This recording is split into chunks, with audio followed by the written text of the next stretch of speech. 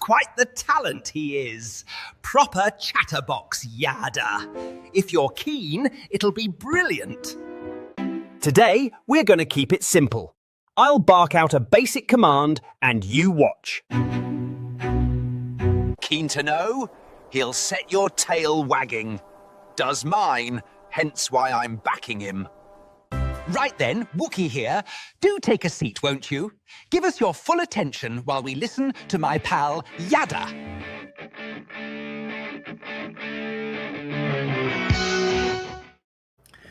I am quite certain that I will never tire of John Voight's Yada introduction for this by the Wookie. And we do have the Wookie right here. Handsome Wookie has earning his place, but that's as good as intros ever become.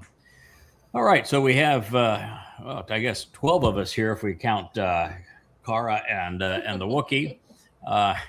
Over on my far left, which would be over this other side of the screen, we have the lovely Leia. She is with Kara, and good to have you. Industriously chewing away on a bone. Oh, she disappeared. Then we have beneath her Dr. Jeff. If we can get Leia back. There's Leia. Hey, Dr. Jeff. Good afternoon. Shabbat Shalom. I'm looking forward to this very, very much. Yeah, you were off trying to save somebody. Actually, what you did is you prolonged their life long enough for them to say quality goodbyes to their family during our last broadcast, correct? Yeah, that was one of the things that happened. As I told Kevin, it was a trifecta of that woman, and then a young man, and then another gentleman who was in cardiac tamponade. So I was dealing with three things at once, but she was the main item. Mm. Well, I'm glad I guess it worked out. I mean, she didn't survive, but she was able to live long enough for her family to come in and for her to say her goodbyes. And that's the family was grateful.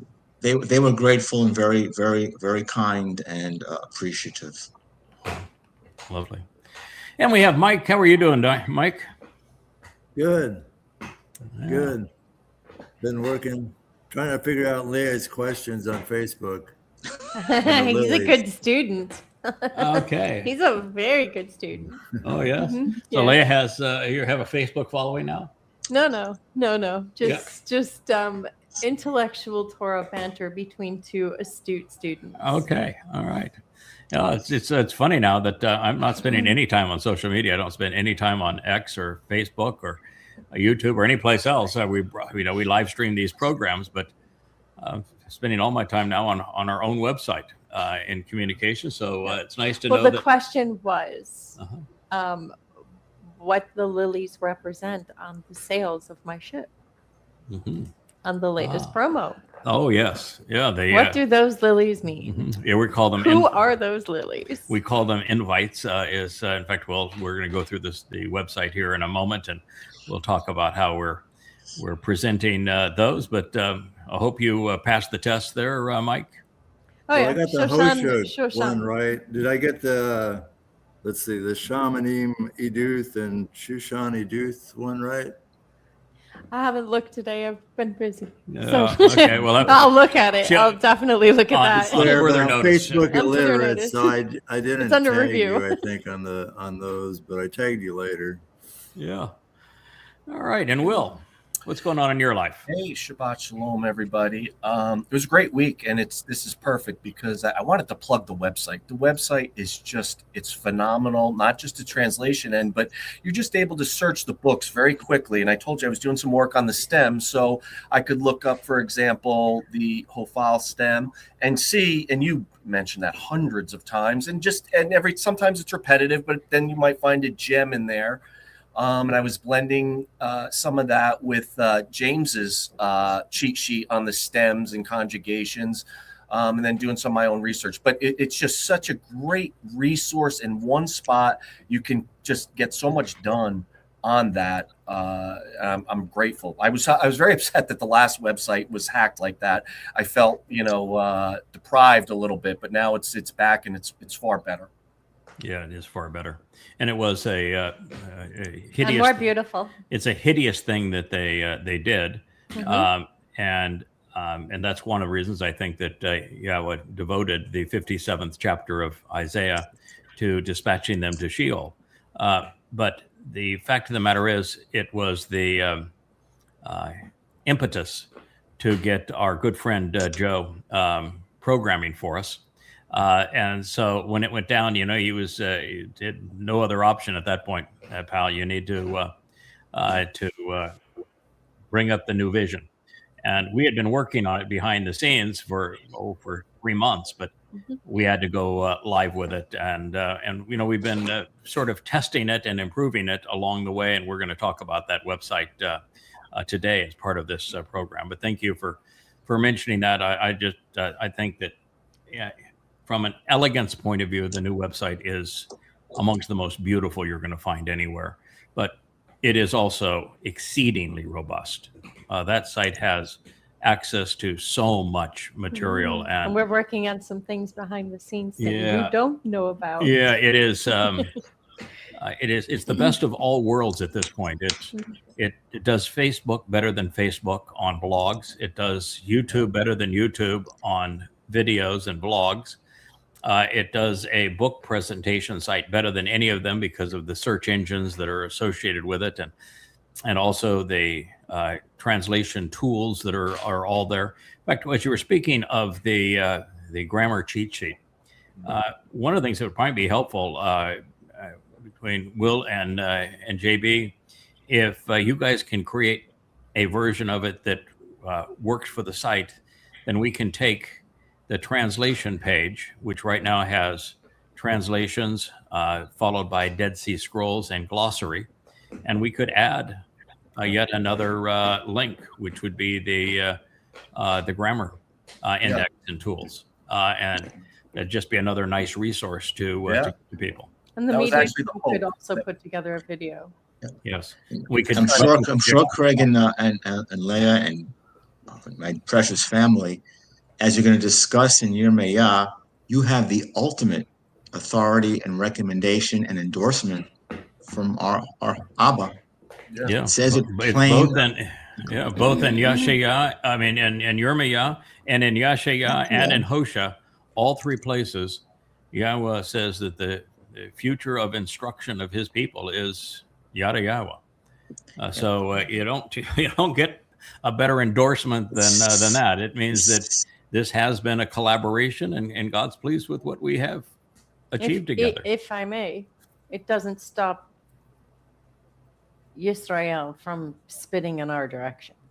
No, but we are leaving behind, though, a very beautiful legacy for those who do want to listen. That's right. For those who do want to shamar. Yeah, the purpose of the website, and we're going to tour it again this evening, is to provide access to high quality information in every possible way, such that those who are interested will find the truth. It's all there for anybody, no matter what angle or what device they're approaching us on, and it's a beautiful thing. As far as people hating us for it, so much the better. That is goes with the territory. Yeah. So, JB, in fact, anything that you think you have on your site that would be augmentative, let's share it, and we'll put it under resources or wherever it might go, because we have a bunch of subtext that exist on the website. So there's lots of places to put it, and it's designed to be an educational tool. Yeah, sounds good. I'll reach out to Rich about how to get it in there and work on that. Okay. Yep. Well, you're looking like you moved into a different room. It looks like you're in a guest bedroom there, my friend Captain Kirk. Same place. I just let the light in. It was getting kind of dark. So, okay. That's actually the same place. Okay. We never saw the background before. Just we knew there's a picture in the room, and it's as your wife says, you are. Since those are all your drawings, you are well hung in your own bedroom. Nice to have the wife's endorsement in that regard. Absolutely. Yeah. And Kevin, here you've come up from the depths of sickness. You self-inflicted coma the last couple of days, so you could recover. You're still looking a little white at this point, but out here getting some vitamin D. So you're out there on our pool deck. So it's nice to see you there. It is getting late in the day. You won't need any more sunscreen at this point, but good to have you here on our pool deck. It's good to have the family together. We're going to actually, and we have Rich and Perry off to the side. I don't know if Rich has a way to say hello to it. There he is. So working in the background. Hanging. One of these shows, we'll put a remote camera on behind Rich so that you can see the 5 or 6 different screens that he is monitoring simultaneously. It is quite a job. We did rearrange that one camera tonight, so it's a different shot. So. Okay, all right. Well, good to have you and everybody here. We have Perry over in the corner. He's out of camera range currently, but over in the far corner is Perry. So, what we want to do is what we like to do on these programs when there is a new song. This one is called Sing Boldly. It is a song that I have not heard yet. So, and I understand there's a number of them in the pipeline that are really good too, that I have not yet heard. So it's always a surprise and a wonderful way to start. And we will, after we hear it, we'll also show on the website how you can go and all of the songs will eventually be listed on the website. I think we now have about 55 or so, maybe 60 of the 80. But we've had a number of people comment that the songs are in many ways a more effective way for us to reach the target audience of Yisrael than even are these blogs or the books. So powerful message, and God's all in with songs. I mean, you have well over 100 of them, upwards of 150 that made the final cut, and even the mashal are written in a prose that could easily become a song as well. So it's God's preferred style. So let's go ahead and play Sing Boldly.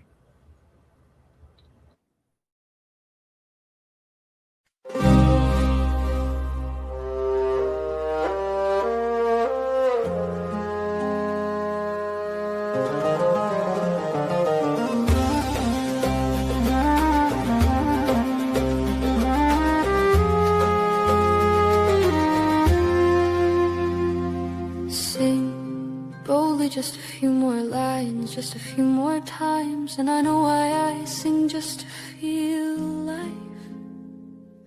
You are my song in the garden, drunk on honey wine, roses and marigolds. I knew you before time took hold. I sing and divulge it all just so you might notice, but instead you connive, you don't hear me out. It's not that you're cruel, you are lame and blind, and you do not see that the beauty in me is because of you. Tell me, what do I do to get you to hear this song? Places blood of my love abound. Mix it with ash and the dust from the ground, and mix it with blood and mix it with love, because you mix it all up.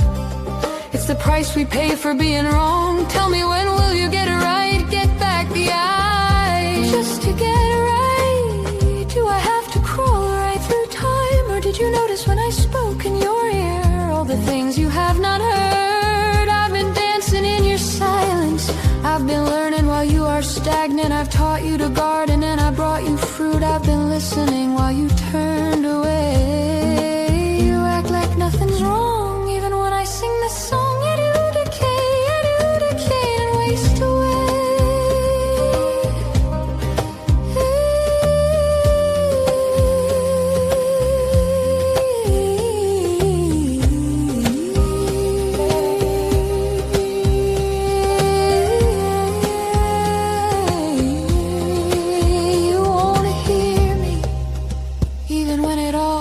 Crashing down around your family and homes, and yet you still, and yet you still, and yet you still do not know what's wrong, what's going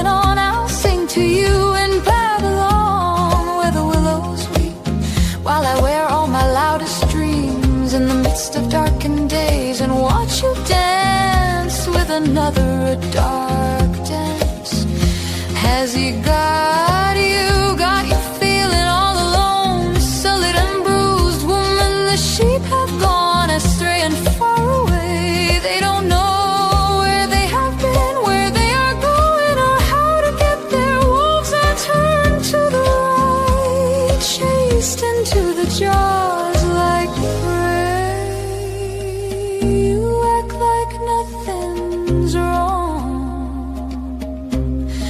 while I sing this song. You know what's going on. I'll bring it all to mind that you forgot his name. Ooh,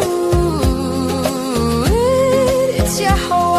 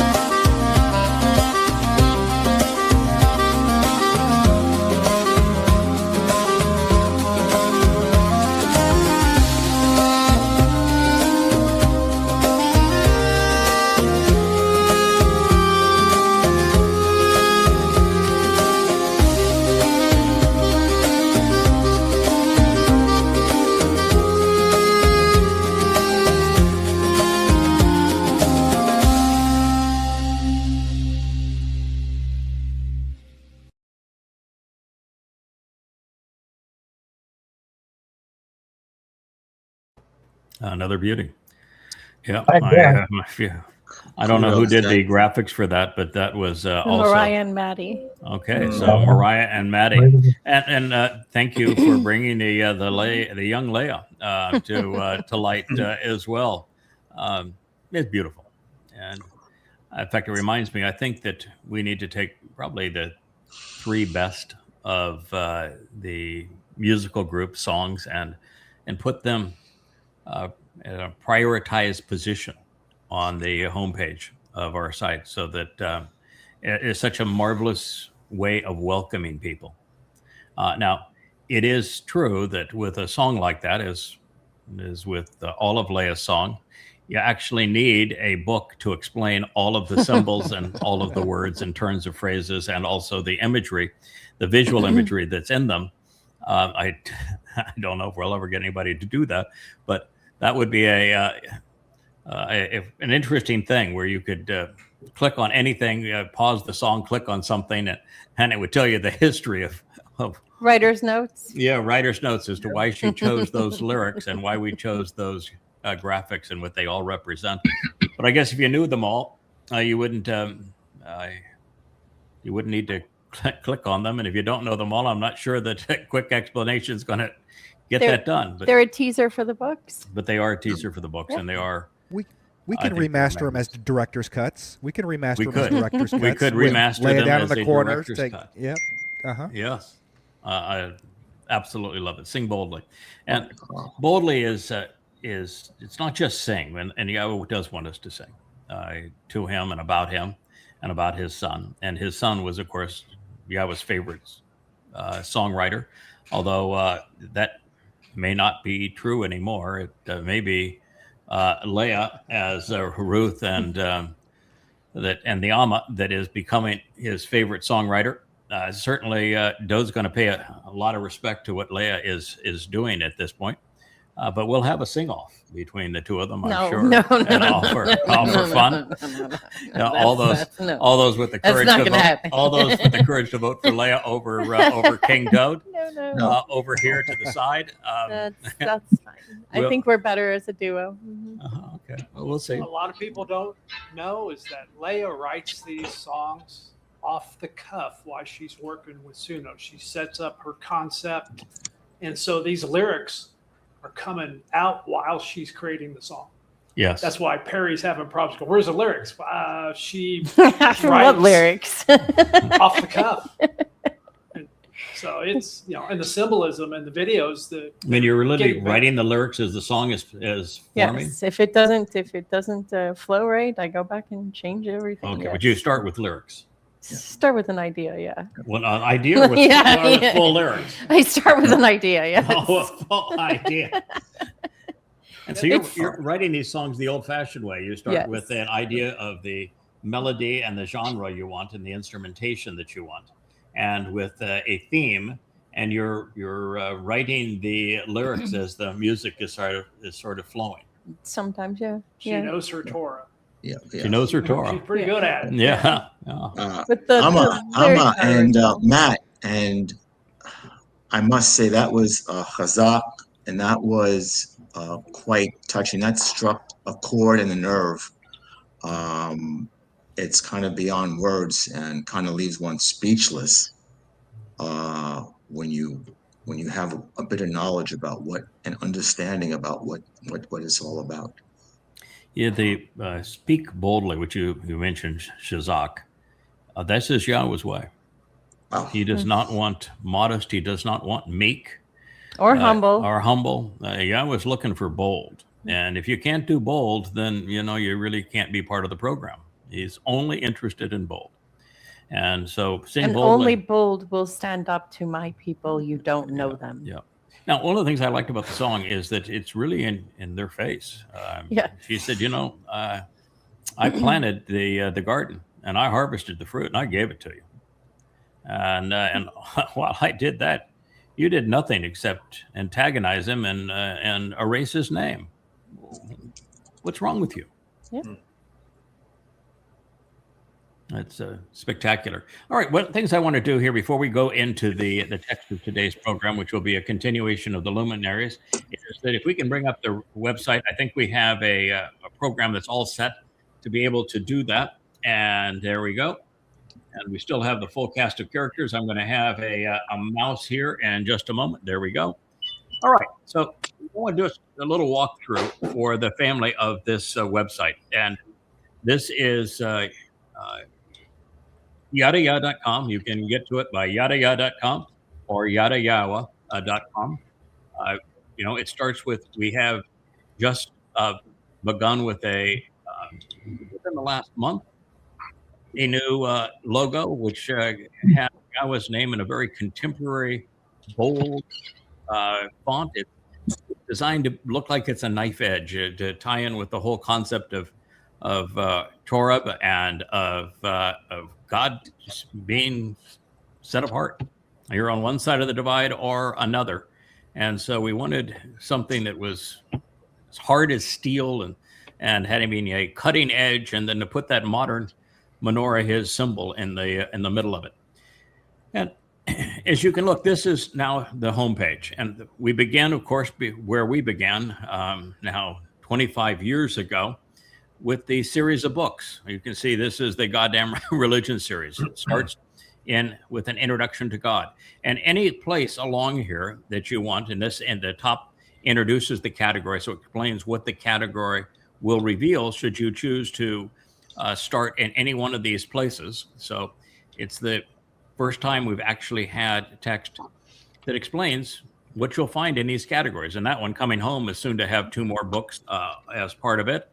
And here's the Babel series, but a very effective explanation of what's in each of these. Here's Twistianity, that disproves the Christian New Testament and the very existence of someone named Jesus Christ. And this, the Goddamn Religion series, demonstrates emphatically that there was no God named Allah, and that Muhammad was not a prophet. So we start with the books because the books are important to us. And then we have the large screen here. And while this says the basics, I think if the page was refreshed at this point, we would actually find that right now, this would be playing this live stream. So the live stream is current on the homepage. And the only reason we're not seeing it now, we haven't refreshed the page. And with the tool that I'm using, I don't have that capacity at the moment. But that's what this is doing. And what I think I would do next is right underneath the books, I would have the 3 or 4 favorite songs that would be permanently placed there.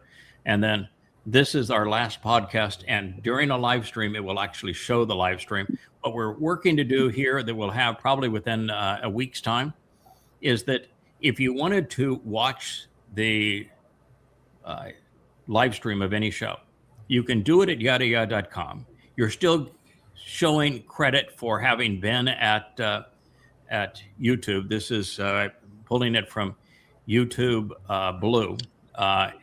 And so it still shows the time watched there. What we're trying to do is to see if we can incorporate the comments so that the comments have a legacy right here on the site as people were watching it and we're talking about it and answering one another.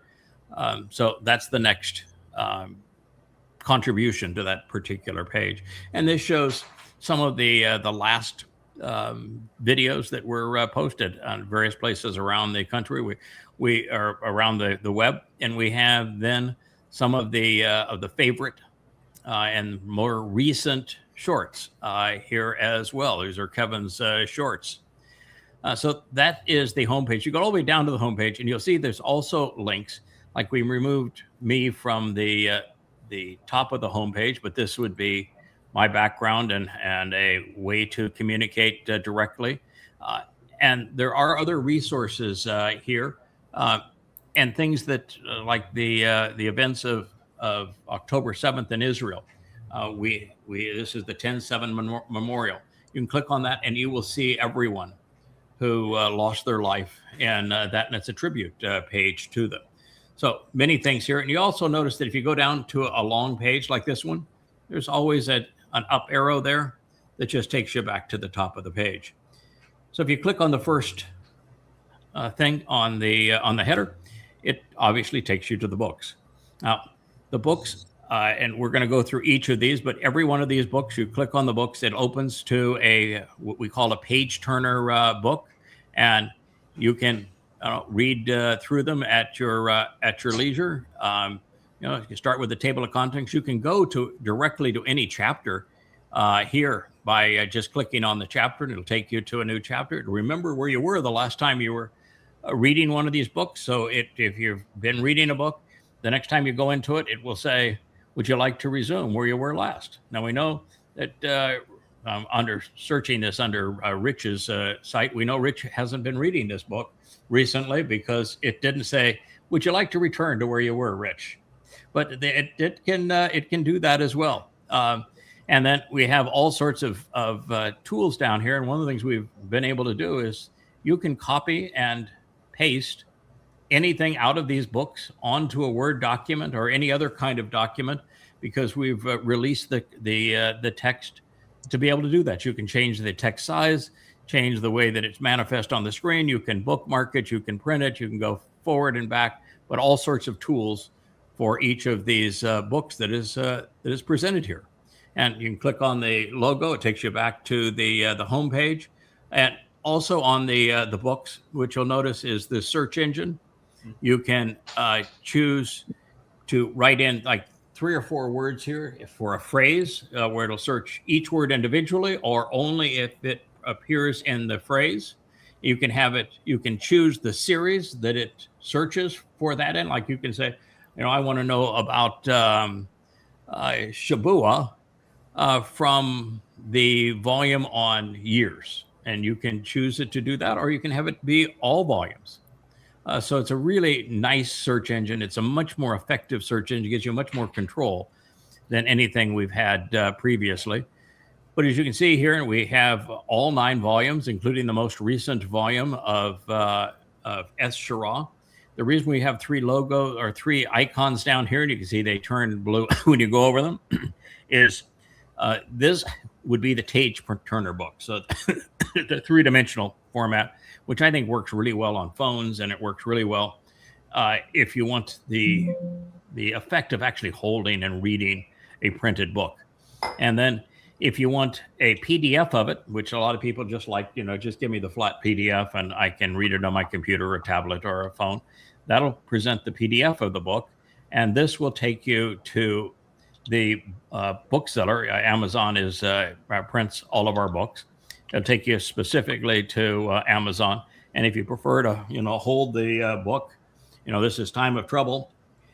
If you want what I have here, and you want the 825-page book, well, you click that, and it'll take you directly to Amazon for you to be able to buy it. So it's really quite an impressive thing. And here's the 5 volumes of observations. You can see they've all been remastered with the new logos. They all have new cover art for them. They're really beautiful in the way they're presented. Here's the 5 volumes of Twistianity. And you'll notice everything here is free in its entirety. There's no teasers here. You want to read goddamn religion? There's 4,200 pages of analysis. This is the first time that the Quran has been ordered chronologically, set into the context of Muhammad's life, and documented using only the oldest Islamic sources as sources of information. So this is something that cannot be, there's nothing in goddamn religion that can be refuted. Because if a Muslim were to try to critique or rebuke anything that I have said, they have to annul their own scriptures, because the book's based entirely on these oldest Islamic sources. And I've just put them together so that the Hadith explain the Quran. The same thing really is true with Twistianity. I began by analyzing Paul's letters, and then we went to much of the Christian New Testament, from the most ancient documents to how they were changed over time, to just annulling Paul's words, presenting this is what Paul said, this is what God said. We'll put them side by side. You choose who's right, because they both can't be right. And then you come down to here. We have a lot of people that wanted to know our past, how we came to this position. So that's the book and the company. And again, we go next to a vlog. This is the place where we have made the biggest additions. If you look here, every one of these is a category. So if you want to know about the Antichrist, which is Donald Trump, there it is. And you can choose the category, and it'll take you directly to it. Chakma Chodar was one of the large series we did. Every show on Chakma Chodar is presented in chronological order all the way through. And then you come to Coming Home, and this was an early series we did, a really important series called Dode Song on the 89th Mizmor. Every episode. And what we've done here is what you can't do on social media. There is no social media account that enables you to organize your videos. You can put together a playlist, but that's the best you can do. And YouTube and the like, they all choose how they order things or how they choose not to order things. It's just a cluster of whatever it drives their algorithm, but it isn't the way that intelligently you'd want to cover a subject. Like here's Dode's fulfillment. The final word picture was transformative for us. That was a very recent addition. And, you can click on any one of these. And the nice thing is they don't take you out of off this webpage. And yet this is playing on YouTube. So the YouTube minutes all count. It's all playing on YouTube. And yet it is all while you're here on the website. And, here I made a comment on this. And that comment is always available there. And it also would be presented in our chat capability.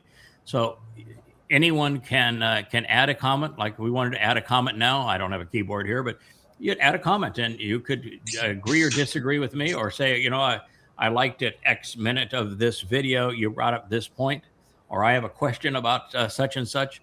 This is the best way for us to communicate and to share our thinking and insights. You may just want to say, I agree with the point you made on such and such. Yep. Look at there. There's the Wookiee. He's working it. So it's amazing to be able to do that, because YouTube has the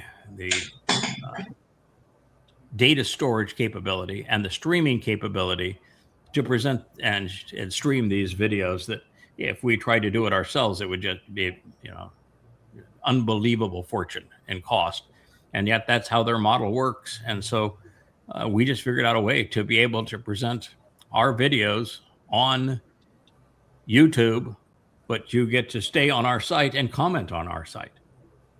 This Gateway to the Holocaust was a series that we did to expose and condemn the two worst episodes in Islam during Muhammad's life, one being his deadly massacre of the Jews in Yathrib, and then again the same thing, but even worse in Kabar. And so I presented both of those series. Gabor is an essential aspect of our King's nature and of what God wants from us. In the Garden was a series where we talked about what happened in the Garden.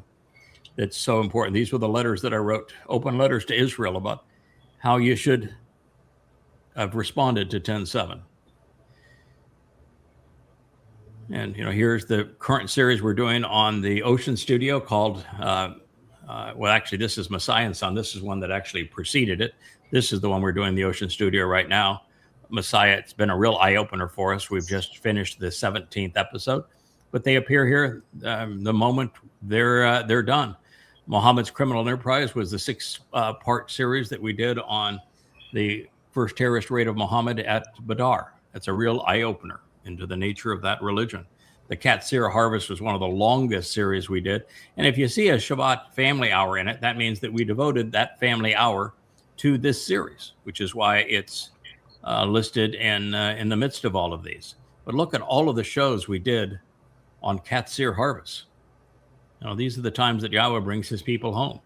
What's 81 of them, but all here organized for you. This series is returning to the Garden because that's where God is bringing us back. He's coming full circle with us so that we have the chance to return and demonstrate that we, in fact, were worth the investment, that we can be trusted, that we can learn, we can listen, we can respond appropriately, we can engage and contribute to the relationship, and that when we stumble and fall or make a mistake, we can learn from it. That's what God is looking for us.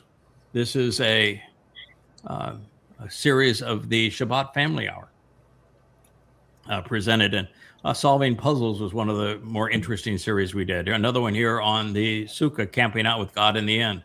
And look at Appalling Twistianity as we explain why the Christian New Testament is rubbish. Every one of these shows in and of itself destroys the entire nature of the Christian New Testament, and it's just one after another, where we really tear into Christianity. 60 episodes in that series, and we've done another series on the Mother Goddess cult, which is something we exposed in a program here yesterday. But pretty darn amazing how many things there are, and every one of these things you can comment on, you can play live right here on, and not even leave the site, and you can go directly to them through this sub menu. What we tried to do also is that because every venue in social media has a purpose, Facebook and X, for example, are quite good at presenting a blog, which would be, you see an image, might be a short video, and people comment on them and they distribute them to convey a message. Well, what I'm doing is I'm taking a feed from one of those social media sites and I'm adding an introduction to it. So I am saying here that, here's the incredible shrinking MAGA, and it's the article was presented such that it says that that MAGA is melting down to its core, and so I shared that and what it actually means to us.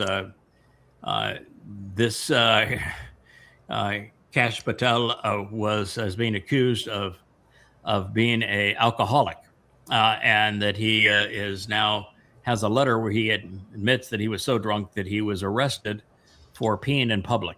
And now, so what I have here is, yikes, a pooper and a peer. You've got Trump that poops in his pants, and his head of the FBI that's peeing on sidewalks. it's quite a place we've fallen. But here is another example of something where you have the poper as opposed to the pooper, and look at this disgusting thing he has here. It's not only a dead God on a stick, but it's contorted and perverted, tortured God on a stick. And I said, so he's talking about how inappropriate it is to be perverted, and I say, and yet he tortures his pet God on his perverted crucifix. And then you can click on a comment and religious pervert with a dead God on a stick. You can like that, you can dislike it, you can add to it, you can add your own comment, but it's a very interactive blog now where you can make the comments and stay on our page. Previously had to go to Facebook to make the comment. You don't anymore. Just click comments and you are good to go and say whatever it is that you wish to do. And commenting on the news is important for us. It's very important that we're informed and that we comment on political lies, religious lies, the world wars, economies, all those things that play into the prophecies of describing the politics and economics and wars and religions of our time. So this is designed to keep us current. We have a whole series called Basics. That series leads off with 8 programs on Yahweh's name. And here they present appropriately in order. We did a series on the spring Moedim, and then we began a series, which we finished today, on Shabuah. There's a lot to say about Shabuah. And we're going to be, adding to the series on the Luminaries, and we will continue to do that going forward. In fact, I think this actually is the Shabbat show that we're doing right now. It is showing up already under Luminaries. It's just not categorized yet, but that's our current show. And our goal is to get all of these things in their proper slots, and they will be there shortly. And of course, you can do exactly the same thing with all of these. You can comment on them, and your comments will be retained for the next person that looks. This is my favorite part of the site. You see this as I'm surfing under Rich's name here. We have just changed this so that, yes, it comes up in topics, and no matter what topic you choose, here is Luminaries.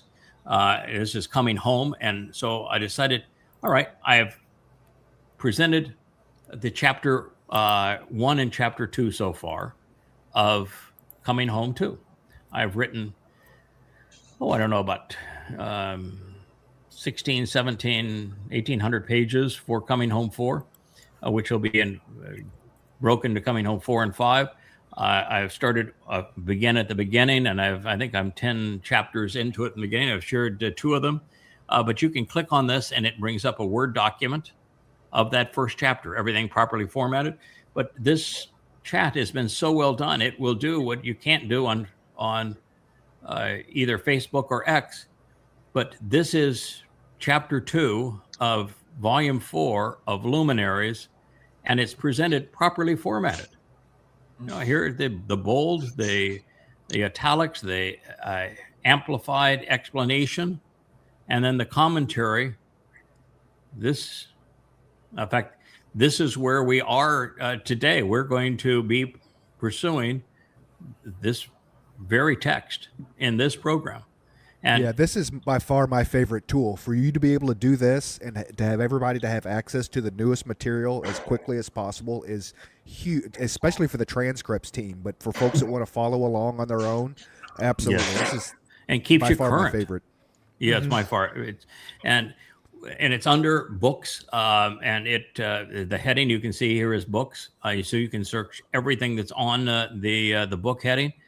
But I'm presenting every chapter, and I'm going to add a chapter every day, both as a link where you can click it and own it. That by own it, you're paying your standard royalty to me, which is 1 cent minus a penny. Free. So you can own it just by clicking on this, or you can read it right here on the site.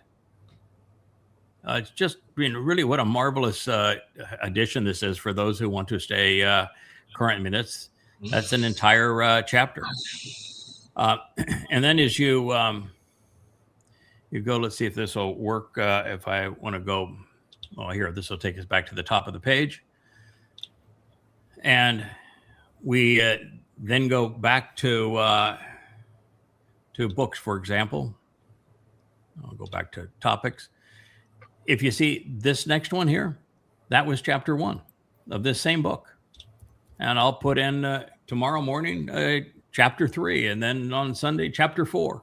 And we'll just keep on adding. So if you want to stay current with us, you're going to be able to do so through the book tab. So there is the book tab. And if you want to just look at announcements, there are all the announcements that we have made. There is a Torah tab for Torah studies. You've got a tab on the shows that we have done. So, and then you can just look here and say, okay, I want everything. And this is all categorization.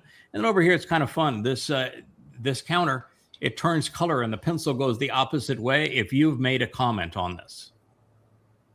And if you have viewed it, this eye turns dark as opposed to light.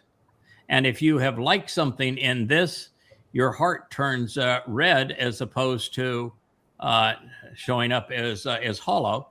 You can see Rich has a lot of hollow hearts here and a lot of unread pencils. Rich, he's busy doing other stuff. If you looked at mine, 90%, maybe 95% have filled in hearts, have views. But the nice thing is, if I look down here and I see an unviewed, I can click on that and it'll take me to it. And I can say, oh, well, why didn't I comment on that? So it keeps track of everything that you have done in addition to what the overall response has been. And, anything that you do is continuing to keep people informed. This is here's a note on what we've done. Like, for example, we were asked to have notifications. And on notifications, you can turn them on or off. And you can, every time you go in, you can show them or not show them. This show deletions is only if you're an admin, but you can turn that on or not to see if there's something that's been deleted. But, here, if you want your email to send you a note, and the email note here is better than anything I ever saw on social media, because on social media, it's a teaser for you to go to their site. So what they do is they say, Rich sent you a response. And they don't tell you what the response is, and they don't tell you what he was responding to. So you've got to go to the site and then hunt for it. Here, if you look at the email that you're sent, the email says it was Rich that sent you a response. He was responding to this post, and this is what he said. And if you want to go to that to respond to him, click this, and it'll take you directly to it. It is just so much better than any other social media site. So this then is anything that you have that has been commented on. It will show you what was the text that was commented on, what was said in that, how many people have viewed it, how many people have responded to it. Then on the vlog, we have the vlog comments separate, so that if you're watching a vlog program, here you can come here and you can see what did other people have to say about it, or do you want to contribute to it? And while you're open in the comments there, it will actually play that particular vlog. So all at the same time. And this is for the blog, which is news related. The reason it only has 3 things up is that it was introduced today. We just came up with a way to be able to do this today. So it replicates what's available at Facebook and X, and I think does a better job of it, while the vlog replicates what you would see on Facebook. And if you're interested in who is a member and you want to communicate with any of these people, here's the list of members. I think we have somewhere around 95 currently, which is surprising, because these are people that have come here and have taken the time to sign up and are communicating with other people. An entirely different number of people who are viewing the site, but this is a member-driven site. We're here to educate and help members. I'm not going to press messages because that would be something that would be private only to the person who is signed in, and you can log out if you wish to, and then you go back to topics. I think it's just a spectacular interactive tool. JB, you go back to the day where you were the administrator of the forum. Can you imagine having something that was this multi-layered and graphic, and it had so much available? It's definitely an enhancement. It's nice. It is really nice. And you can pick your topics. And one of the advantage too is if you go by topics is that rather than opening up a new topic, you can search to see, did somebody already open a topic like that? And what did they have to say when they did it? So you can contribute to an open topic, like on the fall of man. This is the new channel, which is the channel that does the children's programs.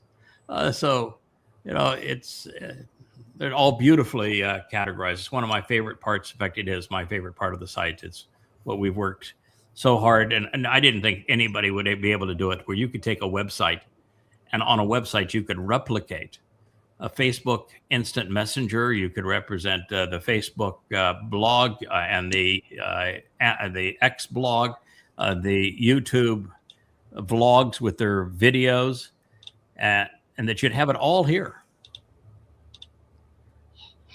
for the family. This is the translations. We've seen this before. You can take every single book that we have done. I don't know why it's something that with our interface here, but this will actually enable you to click down. There's a menu of every single book, every chapter of every book that we've translated, and it will present them like this. That tells you what book it came from and every variation of that's Genesis 1:1, Genesis 1:2.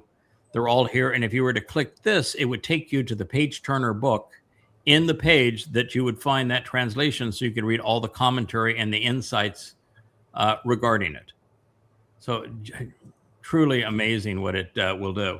And then this is Kirk's glossary. It presents itself in alphabetical order in the Hebrew alphabet using the ancient letters, and it will tell you, this is the transliteration of it, the ancient Hebrew, modern Hebrew, Strong's number, what part of the grammar it is, and what the definition of the word is. Ab, father, is the first of those. And so every letter in the Hebrew alphabet, there it is. Pretty amazing for a glossary.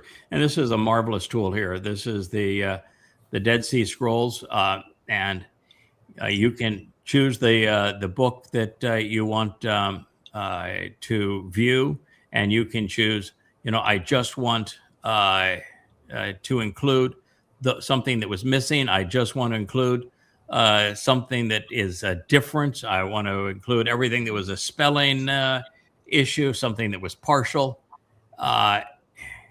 This will take you and will show you exactly the differences between the Dead Sea Scrolls and the Masoretic text, and does it even in a color coordinated way, so you can know that the was different and the ets is missing in the Dead Sea Scrolls.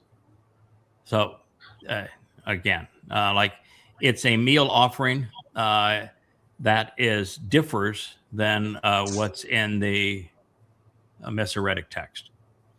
And then over here you have the actual, and it shows you preserved. So this would be something that was preserved in the Dead Sea Scrolls, and you can mouse over it, and it tells you what the word means. If you don't read Hebrew, you know what the word means. Wow. So just nothing ever been anywhere close to this comprehensive, and being able to present the Dead Sea Scrolls. So marvelous. And we can add over here, we could add our grammar if we put it on this page. I think the timeline has become marvelous. We have 4 counters on it. The time of Israel's troubles begins in 27 days and 17 hours. Once we pass it, that will be a count up timer because it lasts for 7 years. Then you have when is the Shabbat harvest? So that's 411 days from now. When is the end of the time of Israel's troubles is presented next. And then when Yahweh and Dod return. And you come down here and every one of these images has an explanation. I mean, they're beautiful graphics. Most of them are original. Like here's an original graphic of the first prophecy. And it's the prophecy that is of the luminaries, the greater and lesser luminary. This is all original art, at least where we were able to do it. This is Adam conceived in Yahweh's image. And we learn that Adam is actually the soul of Dod. And finally, the exile from the garden. And this was written based upon something that Mike Beati noticed about time. You have a choice, and this explains the choice that you make when trying to deal with the dates that are in the Masoretic text. There's a 50-year question one way or the other as to how you account for that 50 years. Enoch is, boy, is that an amazing story. And actually, there are 2 Enochs, and that's what I'm working on right now is to link the 2 Enochs together.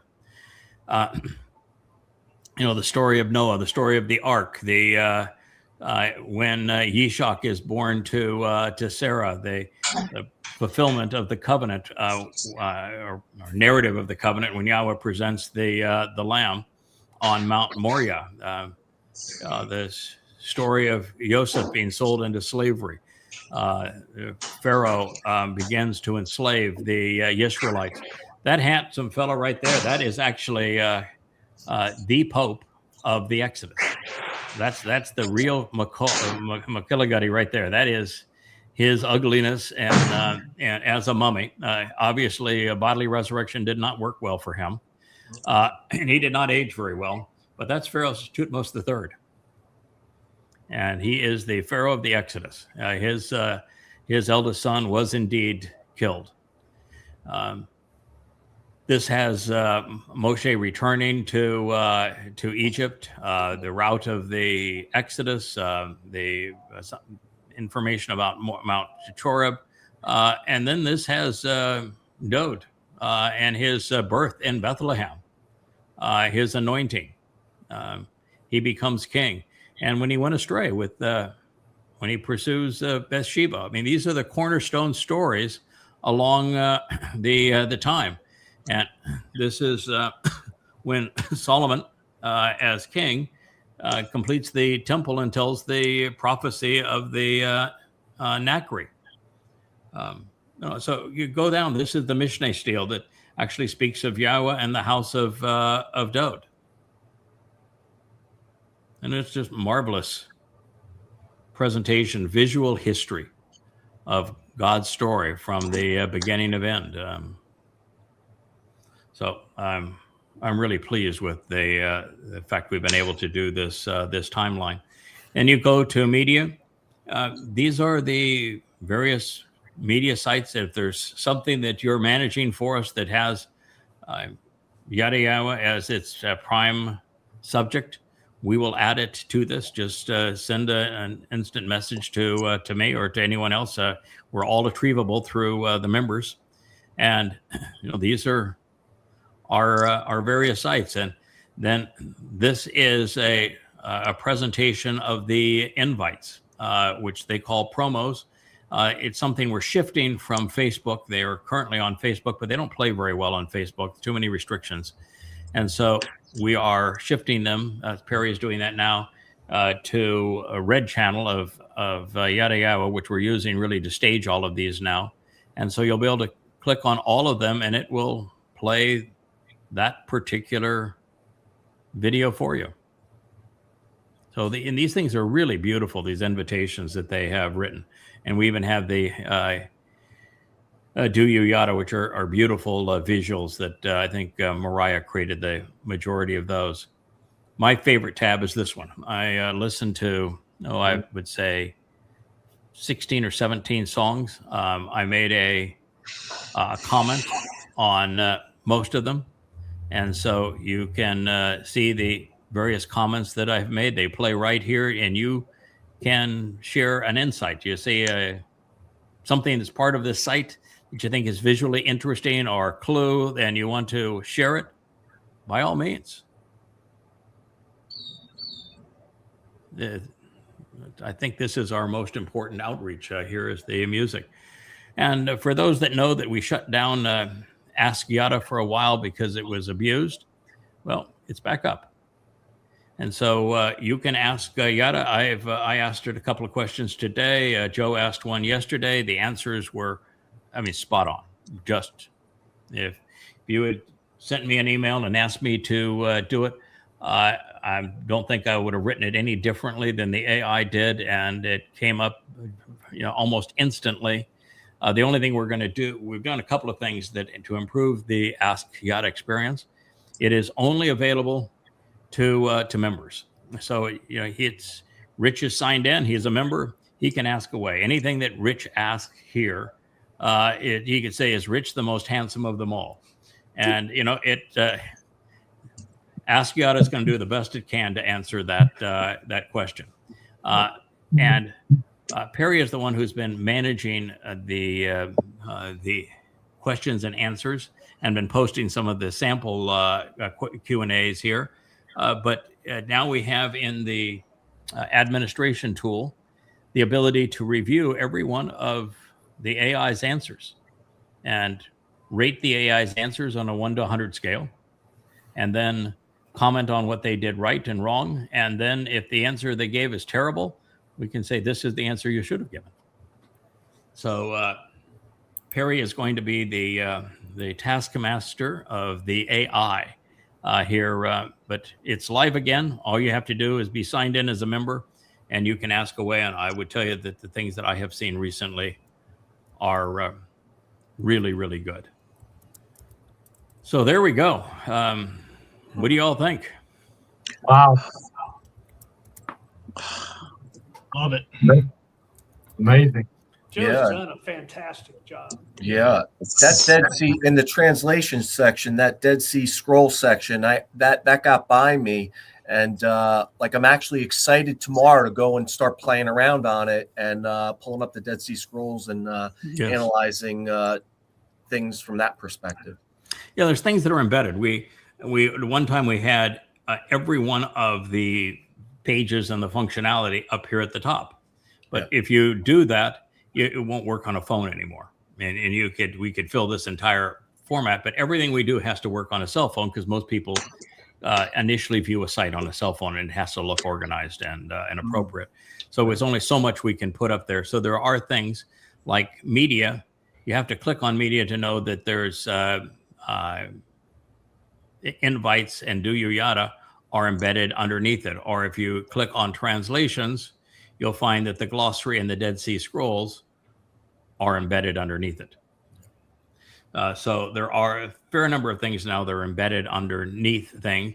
And on chats, we have chats on topics, direct messages, getting to know who the members are, the comments on the blog, comments on the vlog, and just overall comments like on music or anything else on the site.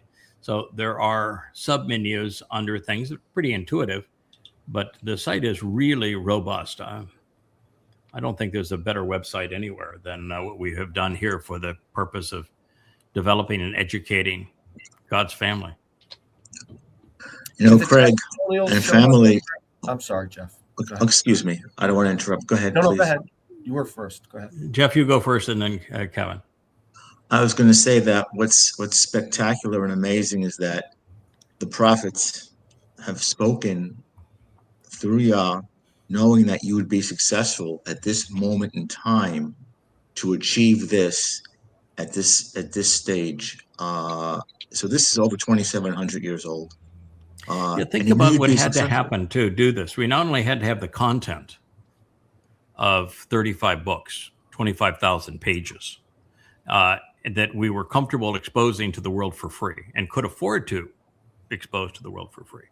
And that God would have to convince us that it was appropriate now to go and do a video vlog, because that's the way people want to see and learn online, and that we would create a video vlog to make the website contemporary and timely, and that we would understand the importance of the Dead Sea Scrolls and could incorporate them in and have just direct access to our translations, and to have all of these things, and to be like the Shattering Myths experience, where we became developed expertise on explaining the news, on what's really happening, and have it years and years of experience doing syndicated radio on the news.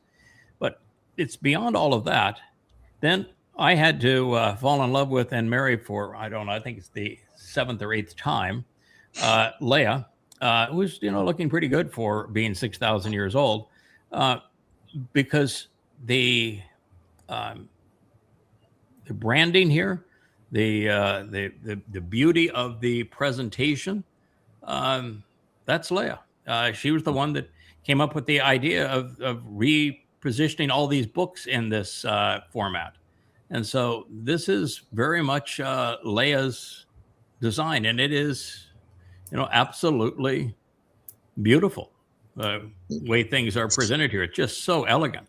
And then you'd have to have that. Who would have thought that 35 years ago that a man named Joe Page would come into my life, and that we would develop what was at the time a vastly superior retail experience to what even Amazon has now, and develop a whole economic e-commerce engine from scratch, and that we would develop that together. And then when the time comes, Joe would be available again after, a 35-year relationship where we're best buds, and he and I would work together to create this site. And to have all of that just come together, and then have like when Rich came here, so we'd have a far more professional sound and audio and programming, so that the programs were not so flat and sterile, so they're interesting. I mean, that had to happen as well. And then we had to have a Kevin. You had to have a Kevin. Kevin is the guy quietly behind the scenes that makes so much of this happen. So I want to tell you this: there's a lot of stuff that had to fall into place, or was orchestrated, take your pick, by Yahweh, for him to have endorsed Yada Yahweh 2,700 to 3,000 years ago. There was problems. The last thing I want to say, Craig, before give Will the platform, is that when you go back to Breshit 1:14, looking at the words, the letters of your name, and I would have our buddy Captain Kirk verify this. Yud, Aleph, Dalet, Aleph. Your mission is defined throughout the Torah and the prophets. Yeah. If you look at what those letters mean, the symbolism, and just that, Breshit 1:14, and take, for example, in Mashal 30:14, and there are so many more. But your mission is defined by those letters. Yeah, opening the door for the observant. Opening the door to see. That is what Yada means. It means to open the door. It's the hand coming down and out with the door, and then the eye. It means to open the door to see. You're first and foremost, and your Gadolim, just the whole litany of it. It's just quite stunning. Yeah, Kirk, you joined me when back in the days. I don't even know if I'd started. I don't think I'd even started Shattering Myths at the time we first came together. But I was doing talk radio interviews. I think I did 10,000 of them all total, and that's how we met. But could you imagine having gone from that to this? No. I expect big things. I know we do it because I know who you are and what you do. And I'm amazed at the progress we made. But this is, I'm just sitting here, I'm stunned. There's so many toys to play with, I may never be able to sleep again. Yeah, and I need to sleep again. Yeah, it's one thing to have a robust capacity to convey enormous amount of information in an organized format, which is what this does better than anything. But it's also artistically beautiful. Oh, indeed. And it's one of the things that I'm most pleased with is I wanted this home for Yahweh's name to be beautiful. And it is. It's beautiful. Well, I tell you, you have to hand it to Leah as well. I mean, gosh, you see her fingerprint everywhere. It's just beautiful. It is. It is. That's one of the reasons why I get so frustrated when she had that group of mean-spirited women that decided they would attack her and demean her. And you're saying, "Oh, come on! Do you have any idea who you're dealing with here, or what this woman's relationship is to Yahweh? Forget about the fact that of our relationship. Think about her relationship to Yahweh. Yeah. And you're going to screw with that? And you're going to demean her? You think that didn't work out well for Miriam? How do you think it's going to work out for you?" Yeah. Was it Will that you were in the midst of saying something? And Yeah. Was there any thought given? I didn't notice a section for testimonials, but this is, and I know a number of people did them. The thought of it encourages me to get mine done. But, we're leaving a legacy here. People are going to go to this site and everybody wants their products reviewed these days. They all want testimonials because they're very powerful. If you could have it, maybe a section with that. I don't know if that was talked about. I'll talk to Joe about it now or tomorrow morning. There are 3 or 4 of them that appear now on the site, but they're not organized in that fashion. And right. When I read the testimonials, what I read is me, and everybody is like me. All of us. Yeah. I really have a very similar story. We all came here in a very similar path, but the fact that path is reaffirmed. So many different ways and so many interesting lives is what I think makes the story so appealing and so affirming. And I don't mean to say that everybody's story is the same as mine, but we all have searched. We all at one time were either political or religious. We all chose to reject religion and politics for a reason. And then we were all found ourselves with God introducing himself to us one way or another. Yeah. And, I think we're all read relatable. Yeah, I read one today from somebody that has been posting all over the site and adding really astute comments. I didn't know the person from Adam. I hadn't seen the name before, didn't recognize the name. And then I stumbled upon a testimonial. He explained when he was in college how he pursued various things, and that one day he heard me talk about Prophet of Doom, and he says, I wanted to know who God was, and boy, this guy surely knew who God was not. And he said, I never heard anybody speak, that forthrightly about who God is not. And he said, so, I read Prophet of Doom, and boy, I was, from that point, I went and I started reading yada yada, and all of a sudden I knew who God was and who he wasn't, and that's why I'm here. It's so wonderful to hear these stories. So what we need to do is on the chat page, we need to have a one of 2 things that we could do it. The way that I think would be actually the most interesting is right here. Yeah. If everybody that wanted to write a testimonial, it showed up as an item that you could click. Or it's something else that we added to here, so that you had, after comments, you have testimonial is a pretty long word for us to put up. There will come something, but it could be up here, and it could be also positioned here. We'll just make it a topic. Why I'm here. I'll just start a topic, and I will cut and paste mine off the Yada Yawa group the video testimonials we did off the Yes. Yada Yawa group webpage. Yes. And I'll just copy and paste it in there, and then everybody else can do the same thing. That way we're not hosting them on the site. They're still on the Yada Yawa group. Oh, that's a lovely way to do it. Yeah, those were really if somebody good. wants to write it down, if somebody wants to write it Yes. down, they can do a blog entry under the same topic, you know? Yeah, why don't you do this, if you wouldn't mind, Kevin, is come up with in fact, this would be the easiest place to add it right here. So we'd have testimonials right here. Okay. So we'll put in a testimonial tab, and we'll add that tomorrow. And if you could bring yours over and then post and say, this is how I did it. I went to here where we had it posted, and this is the way that I was able to link to it. Okay. All right. I can do that. Yeah. I can That'd even be do a little like spectacular. short tutorial thing or something. Yeah. And that is what we're looking for. In fact, most of the additions that we have made, Joe and I spend about an hour or so on the phone every day going through each of the things that you see, plus the things you don't see, which are in the admin tool, and how we're able to do this.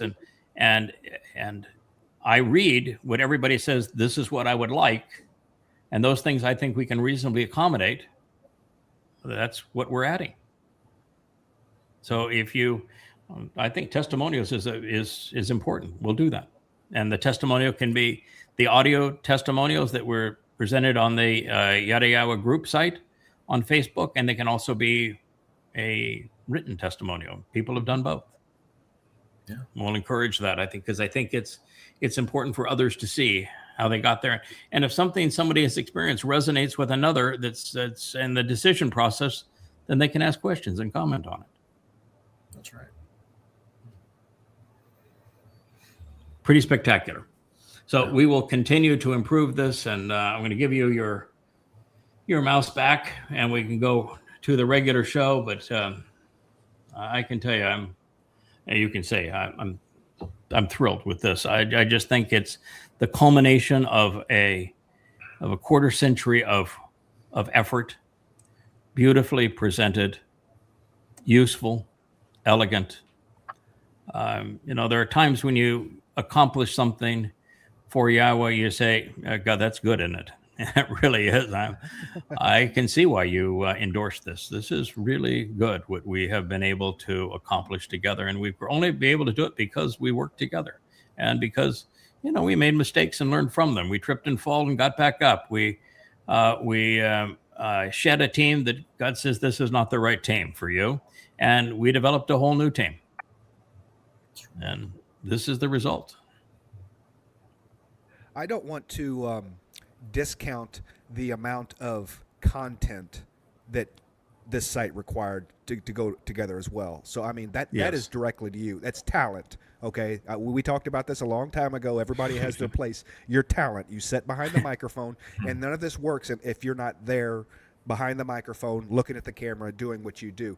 And the amount of, sometimes 5-6 hours a day behind the camera, 3 hours of radio, 5 days a week kind of was your cutting ground for it, but to be able to do that, most YouTubers cannot just consistently roll out content the way that we do, the way that you do, because we're all just following behind, and trying to pick up the pieces and make shorts and then do music videos and all this other thing, behind it.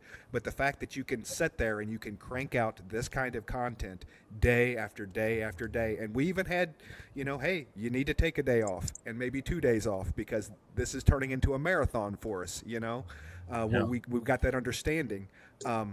That is definitely what brought this together, was just the absolute amount, quality and quantity of content for the site to be able to be what it is. I appreciate you saying that, Kevin, and it's the conversation that I had with about 17, 18 months ago now, where I had written 35 books up to that point, and we'd had a transition out with the old and with the new, and I was really receptive to. I'm always receptive to what God wants. That's it's my job, is to be receptive to what God wants and to deliver what He's asking for. And we had this lovely conversation. probably our best paced conversation ever, because normally he's yanking my chain.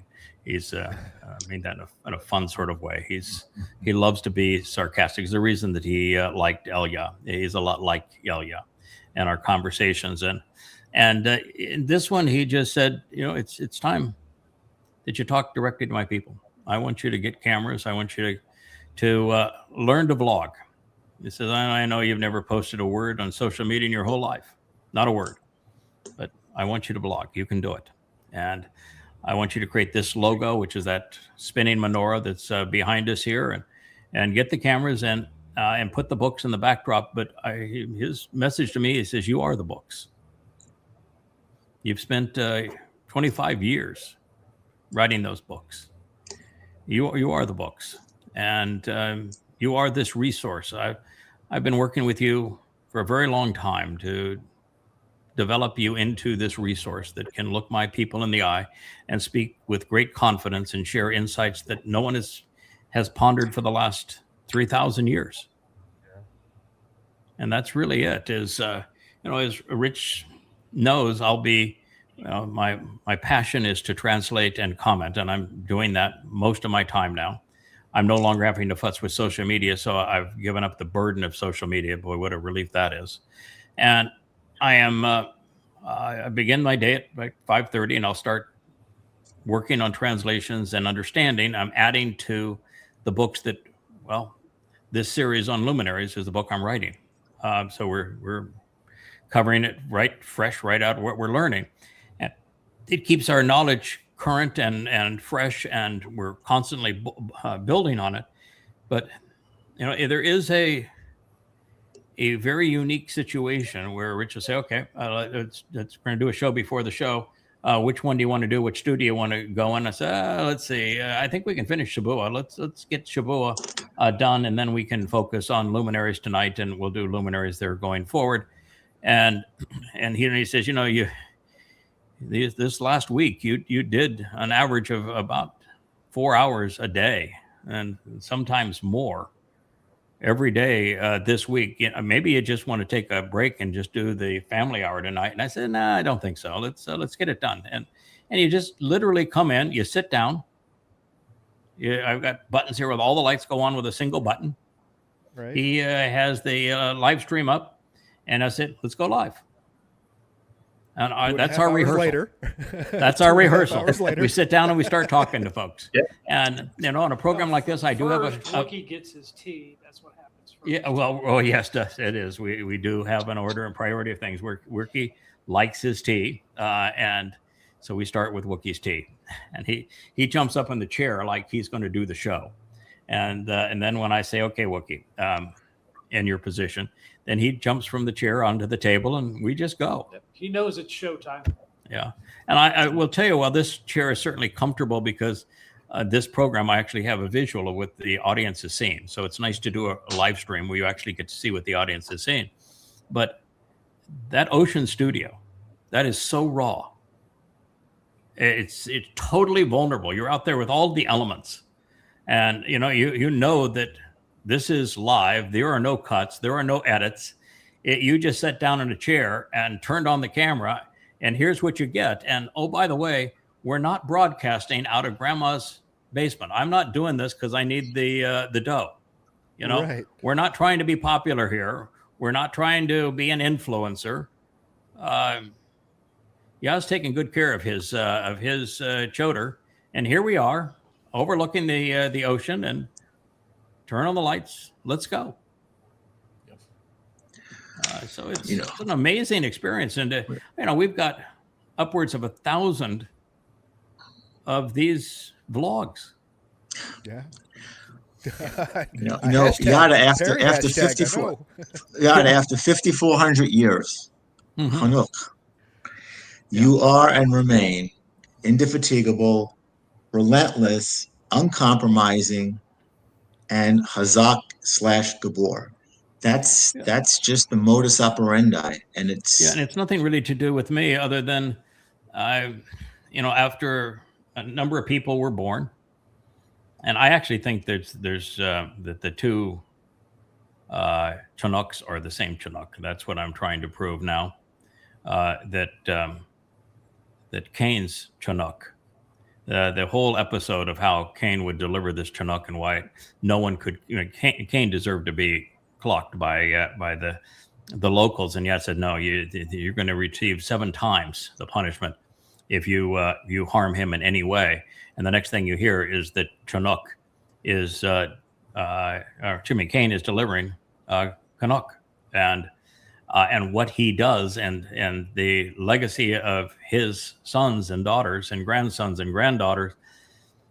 I actually think that it's likely that that was the first, and then the second is just God's going to make a real point here. I'm taking him because this is my guy, and I want you to know that I'm taking him as my guy because I'm going to take one more as my guy, so you know what kind of guy I like. And you're going to see where I'm going to deploy him again. And it's a really an interesting thing. So what it does is it says when you take the 3 guys that God's going to build his story around, they all have very similar personalities. They're aggressive, they're vocal, they're confident, and they never give up. And I think that's what God saw. He says, I've got this guy's bullish, man. He's not going to take grief from anybody. And if you challenge him, he's going to come right back at you.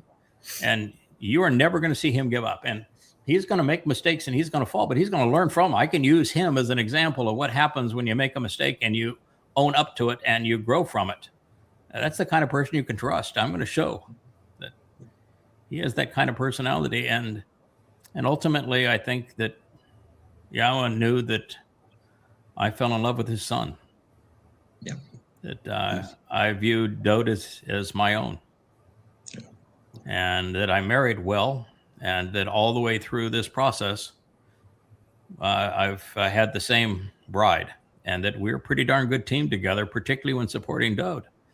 And that's why the thing that I'm looking forward to the most right now is translating and sharing all of the marvelous insights of Ruth and Boaz. Yeah. That Ruth and Boaz story, it's 4 chapters. It follows Shaphat Judges. It's the most beautiful, most poignant, most exciting prophecy I think there is the story of Ruth and Boaz. Yeah. She is the Amma who delivers the kinsman redeemer. She is the person that Yahweh fell in love with. And she's Leah today. And I'm here to tell you I'm Boaz. Now, Boaz is not nearly as charming. It's the story in Ruth is about Ruth. But Boaz is there, big, as bold as ever. And when you see all the things that we can learn about Ruth and Boaz and what it ultimately means and how they are actually the genuine mother and father of Dode in right around 2 BCE when they gave birth to Emmanuel, who became the Passover lamb. It's Ruth and Boaz. So it's a real joy to be able to pursue all of this and to be able to be given these insights. And the thing that I'm so happy about is that what I'm sharing with you, and here we are on Family Hour, we're hour and a half into it. And the kind of things we're sharing now, if you hadn't done what all of you have done, which we've been together for, depending on which of you individuals are, anywhere from 10 to 20 years that we have together. And if you hadn't been part of this for that 10 to 20 years, and you were exposed to what we are hearing from God say now and how his story is put together, you'd think that that's just insane. It can't be.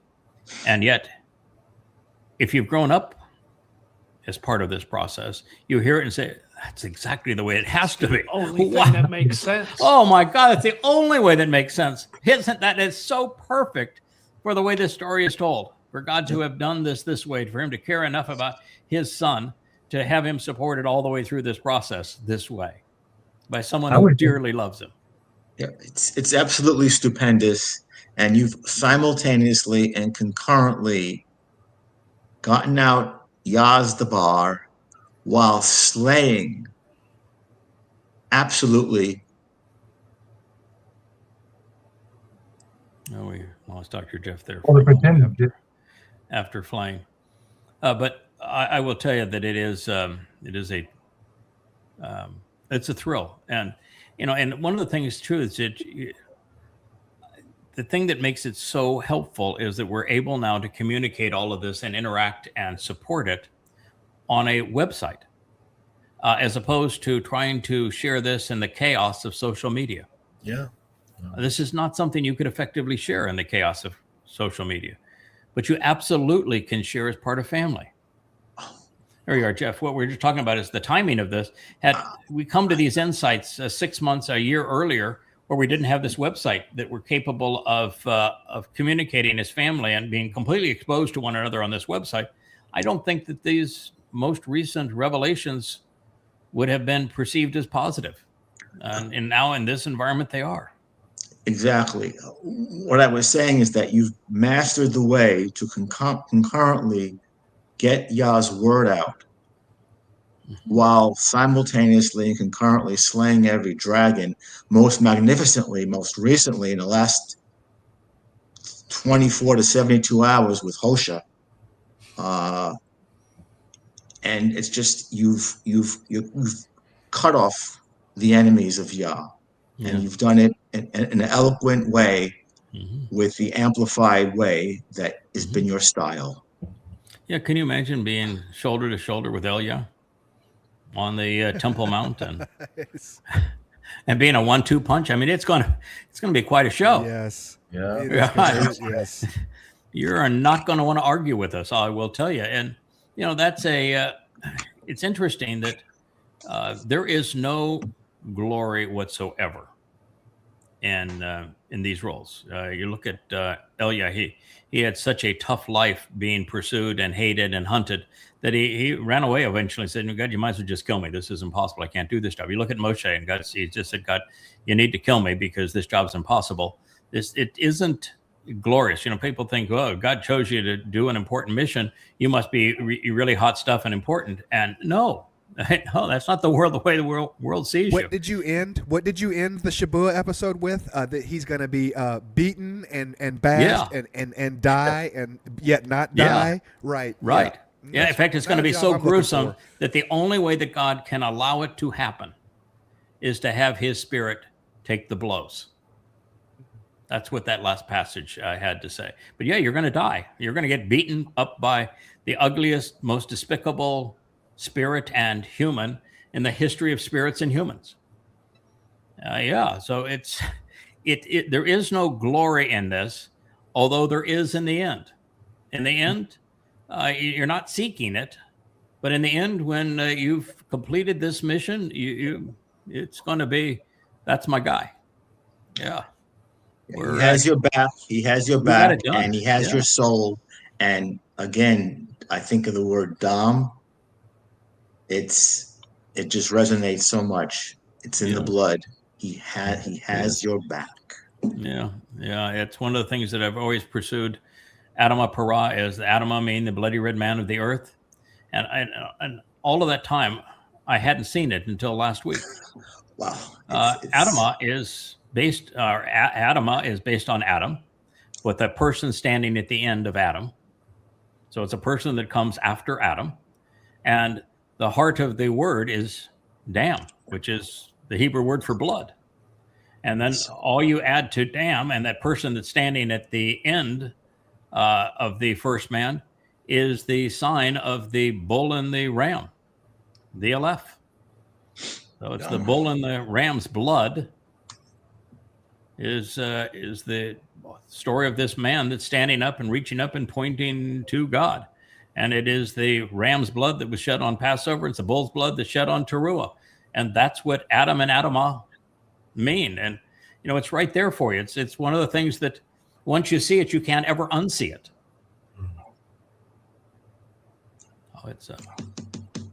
That's a great storyteller, and we're honored to be part of his story. and we're working together as a team.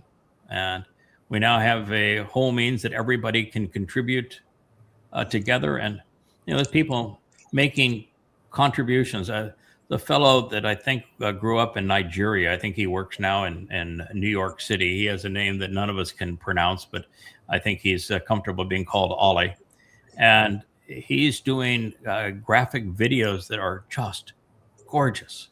And then we have the animations and our logo that is done by a man that I've never spoken to, but I've exchanged emails with, who is, I think, as much an introvert, maybe even more of an introvert than Leia is. And yet he's just spectacular talent. We have, someone like Mariah, who's all woman, but boy, does she ever have a number of masculine characteristics in terms of reason and strength and resolve. And to see the elegance that she can contribute. And then you've got Matt with cats, who said, you can't have a life that's gone more wrong than his life has gone. And a life really without, you never hear of Matt's mother and father. And Matt becomes covenant, and he now has a mother and father.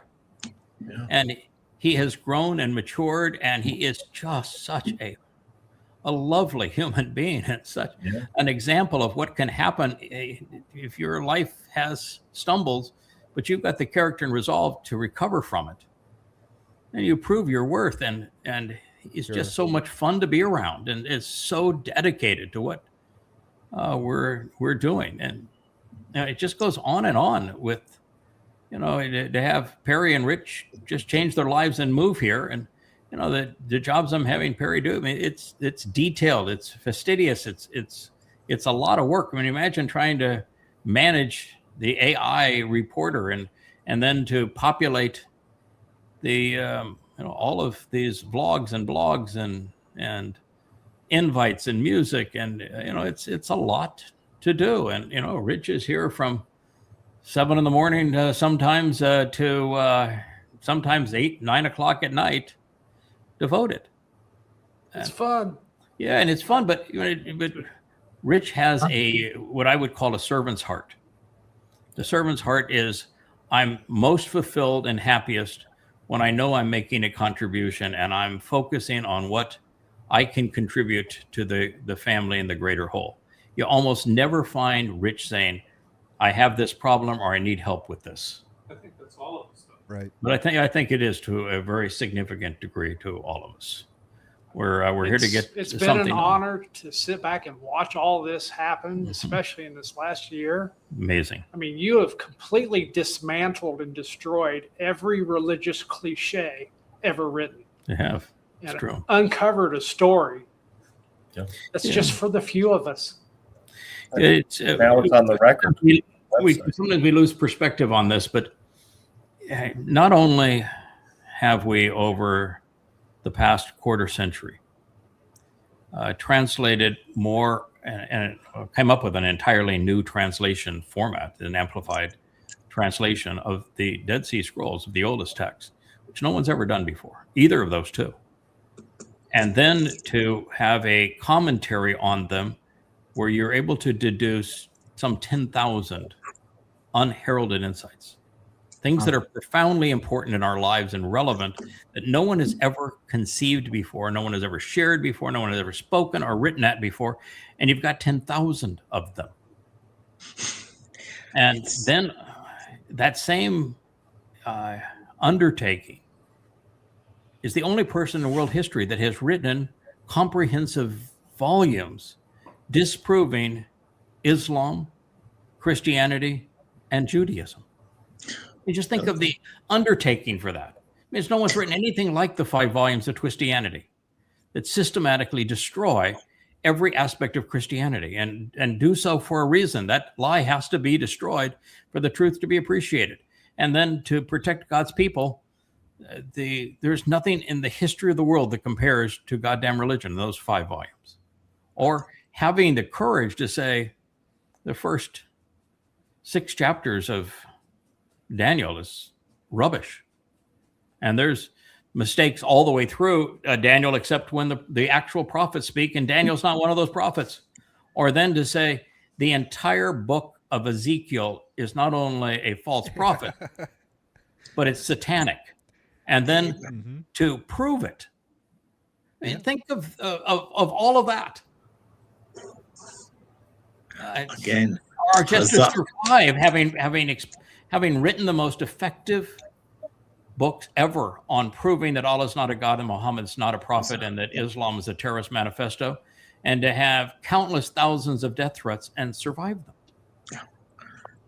Hazak and Gabor, and just kudos, Rich. You're the straw that stirs the drink, and just like Falea and Matt and Maddie and Moria, and of course Yada, and the whole lot of this family, I just say, Kol HaKavod. Kol HaKavod. It is kavod. It's significant.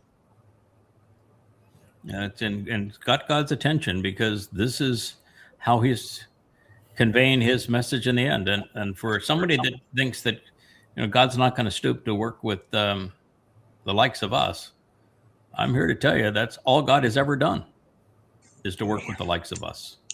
And if you don't like his approach, working with the likes of us, then you're not going to like him very much, because that's all he's going to do going forward. He's not going to change. He created us because he likes working with us. He even likes working with Kirk. The reason I can Kirk's kid the Kirk easiest is to get along my with. favorite. Everybody loves Kirk. So you can kid with Kirk, and it's not going to hurt anything because everybody loves Kirk. He's the most lovable. He's the most lovable. As your daughter loves JB. Yes, daughters love. But that is the beauty of God's approach. He just said, I created people to work through them. I want my message filtered and conveyed through people. I don't want to speak directly to you. As a matter of fact, God doesn't like people very much. Oh, that sounds. I get it. I happen to agree with him. I don't like people very much either. I'm going to revert. Yeah, I want to go back to being an introvert when all this is over. What God realized that when God says, "I regretted creating man," it wasn't because of Dode, because he's in love with Dode, who's Adam. So what had nothing to do with Dode. He didn't regret creating man because Dode didn't measure up in the garden. He knew what he had in Dode, and he knew it was going to work out. He was just going to create the environment for Dode to be all he could be. He was giving Dode the opportunity to be successful. He is in love with Dode. But when he saw collective man, humans with a Nasalma, when humans with a Nasalma went from one or two to many, that's when he said, this is really bad. Because there's always some a-hole that shows up and puts himself in charge. Yes, and the gang all reflects the nature and the corruption of the a-hole that's in charge. So the history of mankind is the history of gang mentality, where the larger the institution, the larger the nation, the larger the kingdom, the worse they become. Individual men and women can be good or bad. They're usually bad, but they can be either. But there is no institution that's anything other than bad. They're all rotten. And that's what God recognizes. So God's not particularly fond of humans. I'm sure. I don't blame him. No, I don't blame him. I mean, it's a bunch of animals I think he likes a lot better than humans. But, the fact is that he has a real investment in the Nasalma man. And fortunately, there were enough of us that validated his experiment.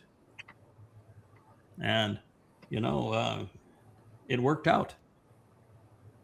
And here we are as testimony. But, this Shabbat harvest is going to be small. And the Teruah gleaning, it's going to be small.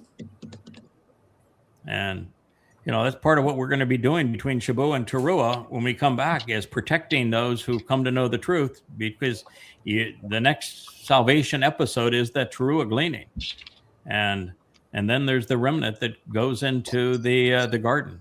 And we have 1,000 years. This is why we are perfecting the website. It's why we're training and learning and contributing, because this is our job for 1,000 years going forward. What happens after that? We have some clues, but we have our marching orders for the next 1,000 years. We don't want to know. That's fine. Let's just discover it as it happens. What's that, Kirk? Let's just do like Yahweh does. So we don't want to know everything. Let's Yeah. I agree. I think if we knew everything that we know now, can you imagine? Yeah, can you imagine, Mike, if we started off and this is where we were as opposed to how we began, 15, 20 years ago? I mean, it would have spun your head around. Yeah, it wouldn't have resonated at all. It had to come gradually. Yes, it has to come gradually. Step by step. Yeah. Oh, even if it was just Yao and me, if he began the conversation, okay, sit down. I got a big, long story to tell you. Take off your sandals. Take off your sandals. You want to know how it begins or how it ends? And you go, oh boy. Yeah, and if it was almost enough to drive me away when he just says, oh, well, this is what I want you to start with. Oh, by the way, what you're going to do is repudiate Islam. And I said, oh, great. Yeah. No one's ever done that to live through it. So what's your next request? That tells you that we'd been through the ringer many times to accept that request. I happen to be God, and I want you to expose and condemn Islam for me. That's your first trick.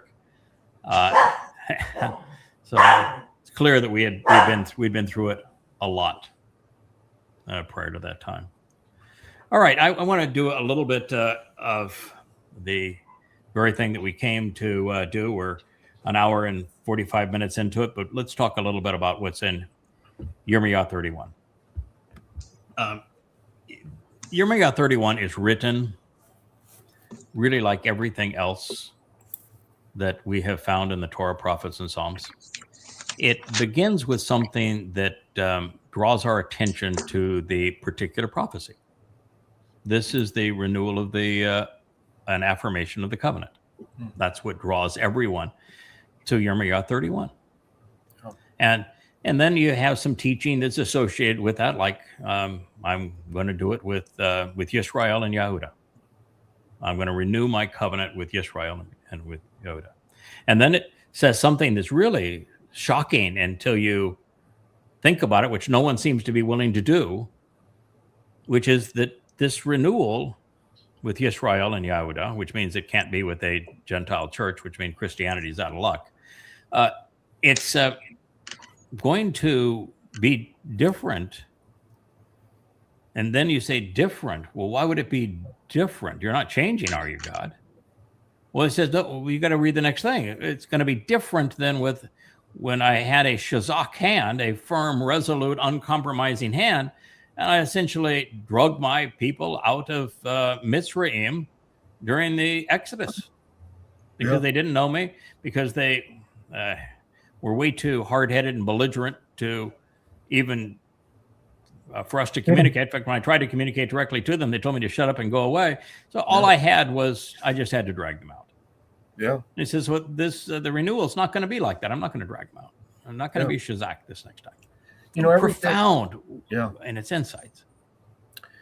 Everything about the, I'm sorry, I was just going to say. Go ahead. No, please.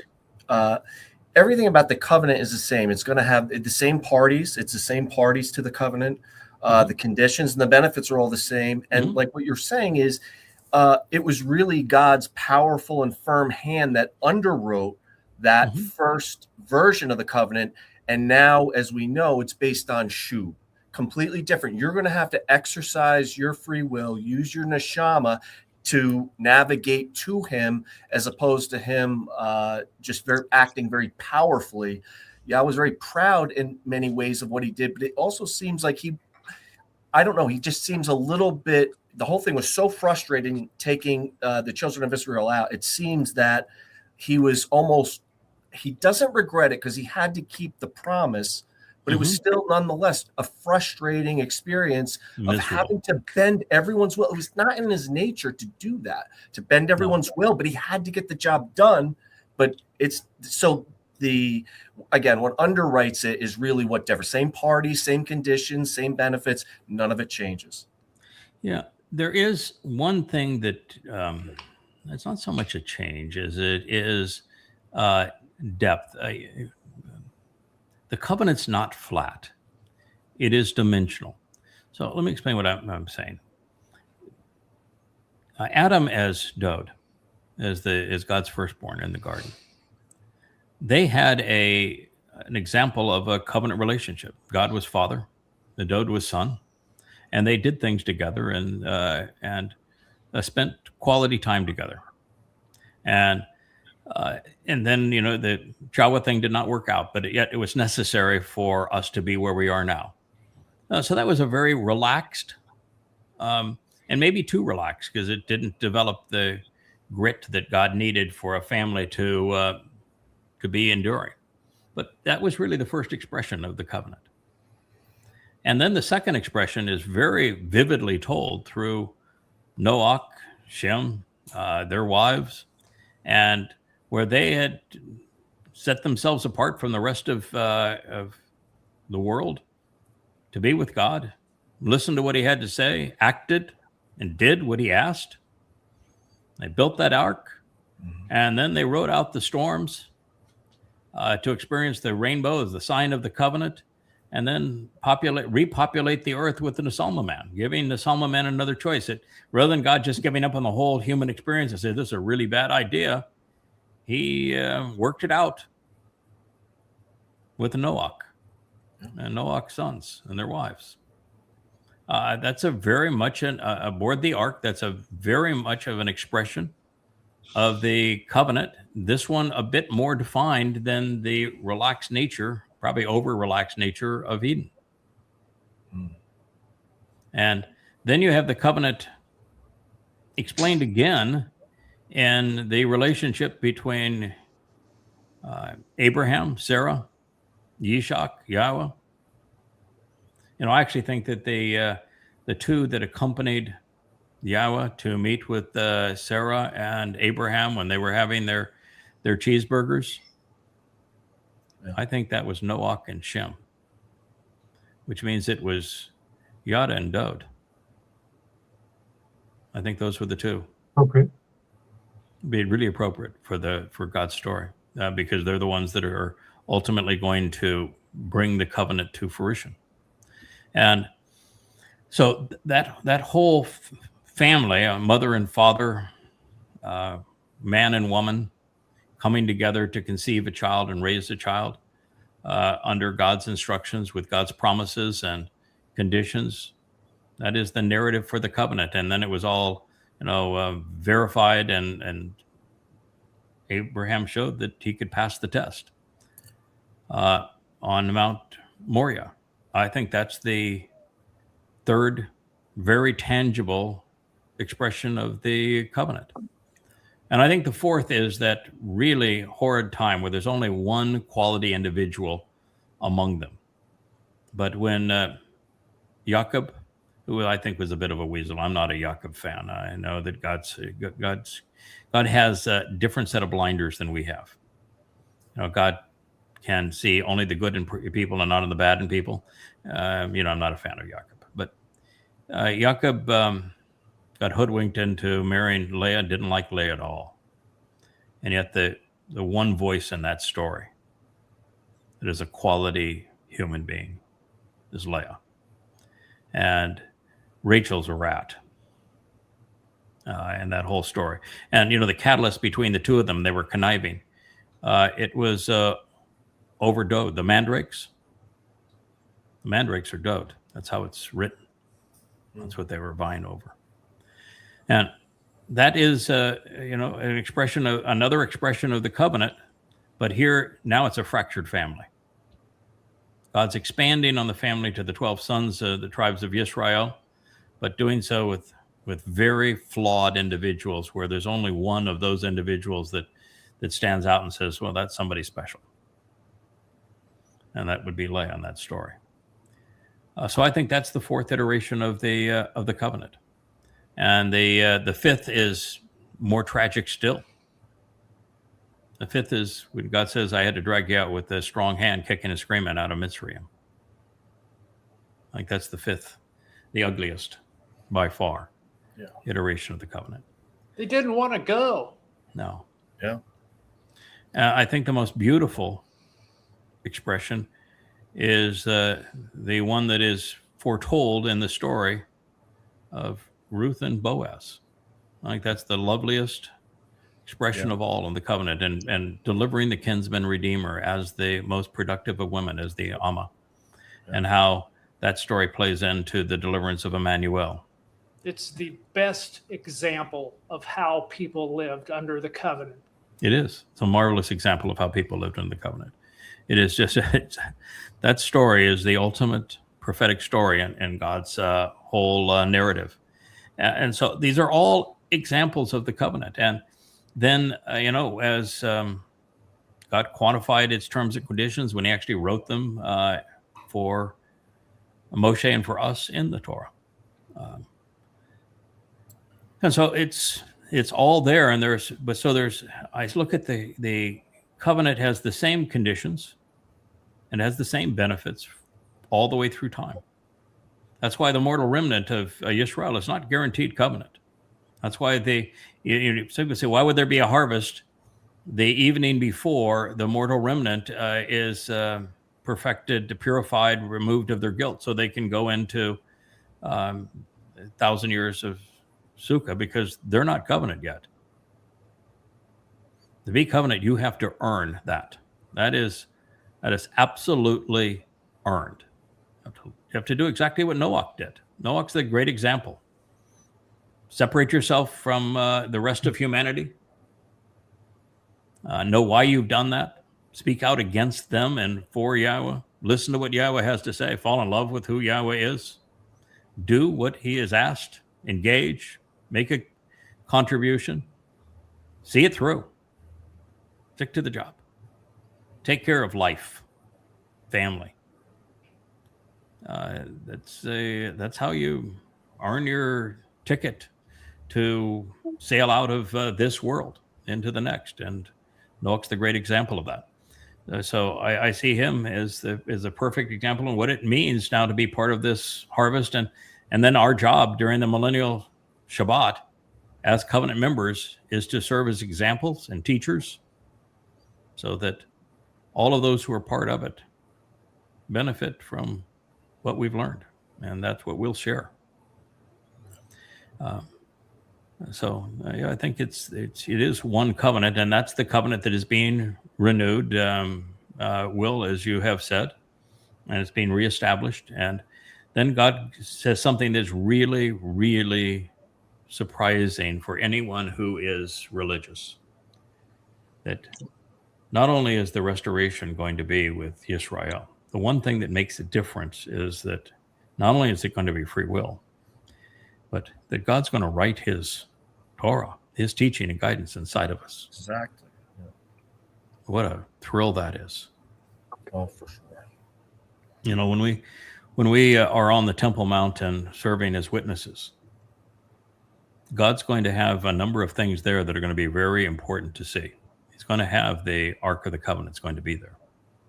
The 2 tablets of stone will be there. The original autograph of the Torah is going to be there. And all of it's going to be there for a very specific purposes, in addition to the tent of the restoring witness. It's also going to be there.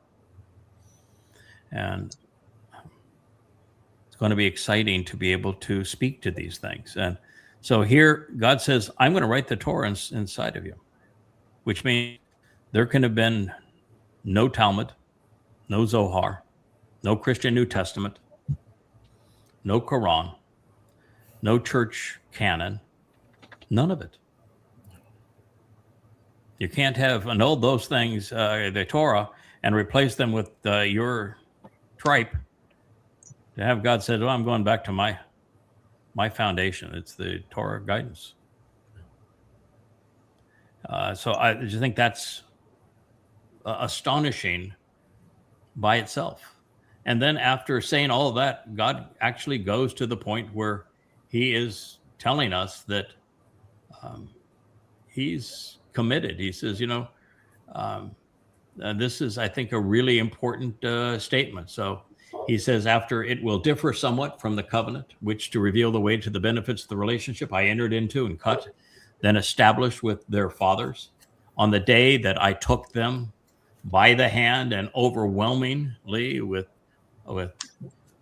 by overpowering the situation. Shazak, I showed an intense resolve and was inflexible to bring them out. Yatsa, you can say to drag them out, to draw them out of the realm of the crucibles of oppression in Mitzrayim.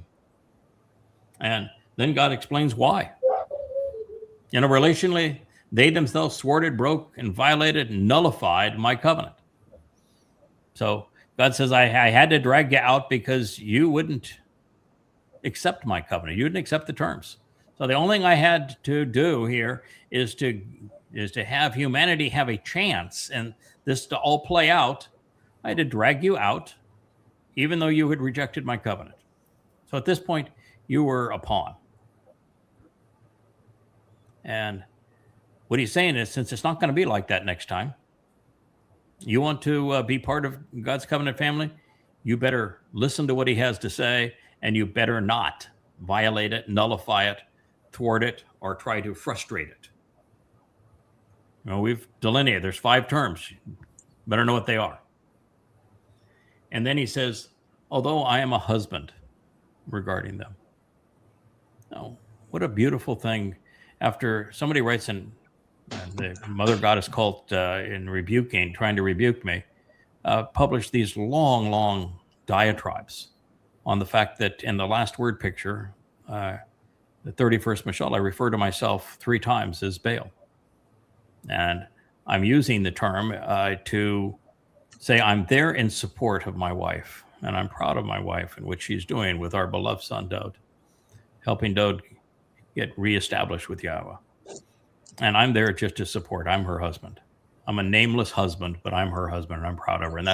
And to use that term Baal, which that's the primary meaning of the word, and then for them to spoil it, to take that tender moment and destroy it by saying, if you say you're a Baal, then you're Satan, by misappropriating the contents of what was in Yosha and Yirmiyah. And here, Yahweh himself says, I was your Baal. So you're going to call Yahweh Satan, or you just didn't think your plan through very well? Yeah. They didn't think it through.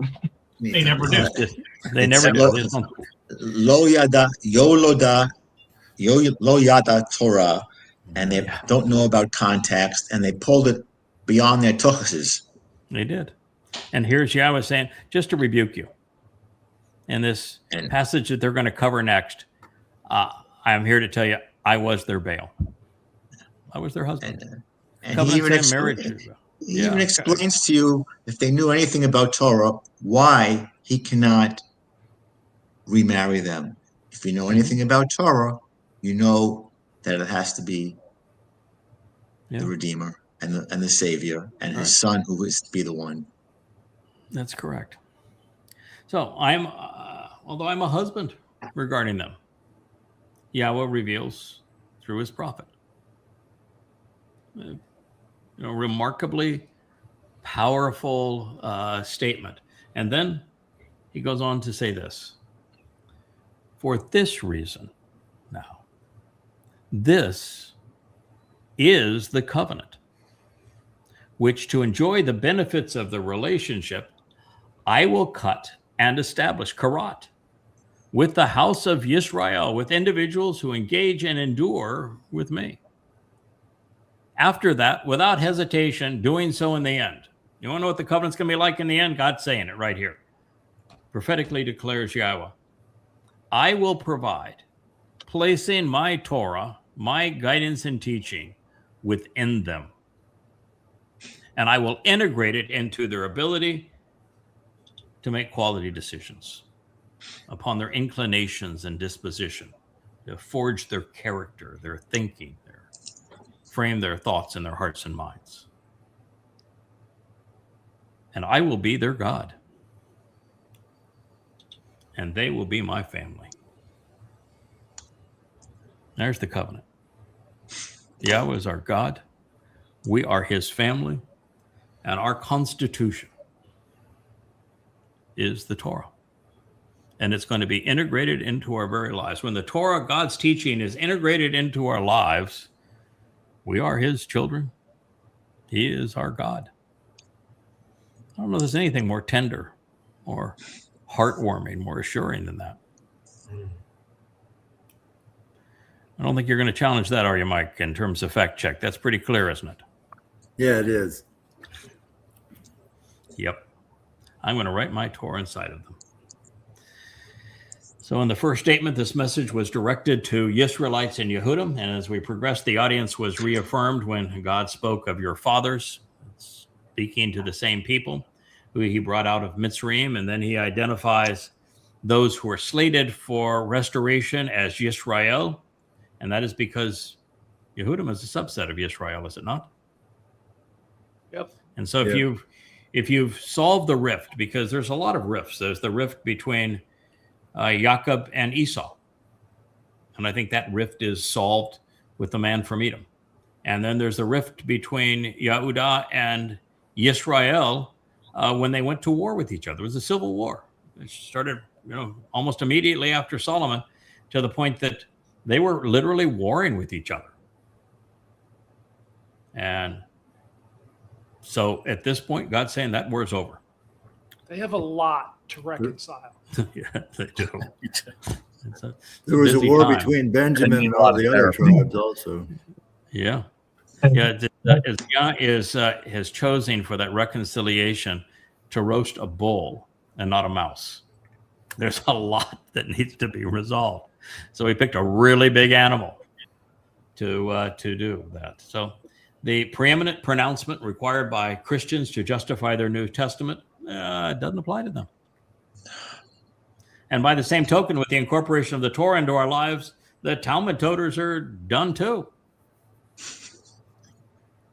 Now, also, one of the things that's very good, if you look at the details, we know this prophecy applies to the last days, to this time before Yahweh's return, and we're now just 7 years away. It's the last days right now.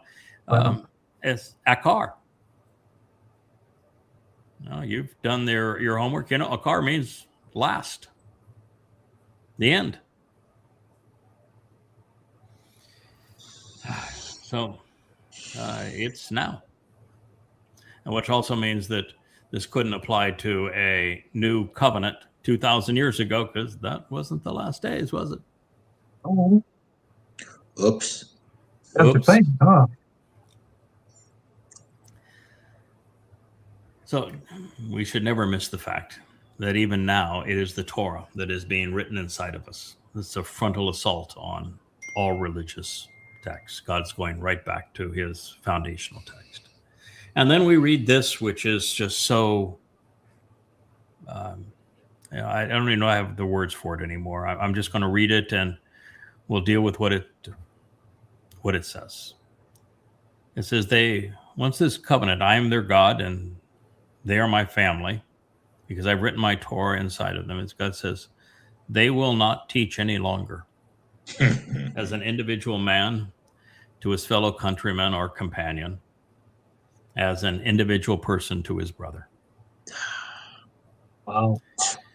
To approach, say, choose of your own accord to Yada Yahweh.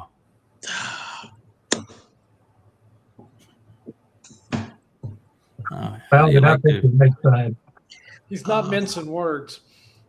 No. Rabbis, popes, and imams, you've just been fired. You have been fired. Yeah. Everyone. Popes, pastors, priests, imams, rabbis.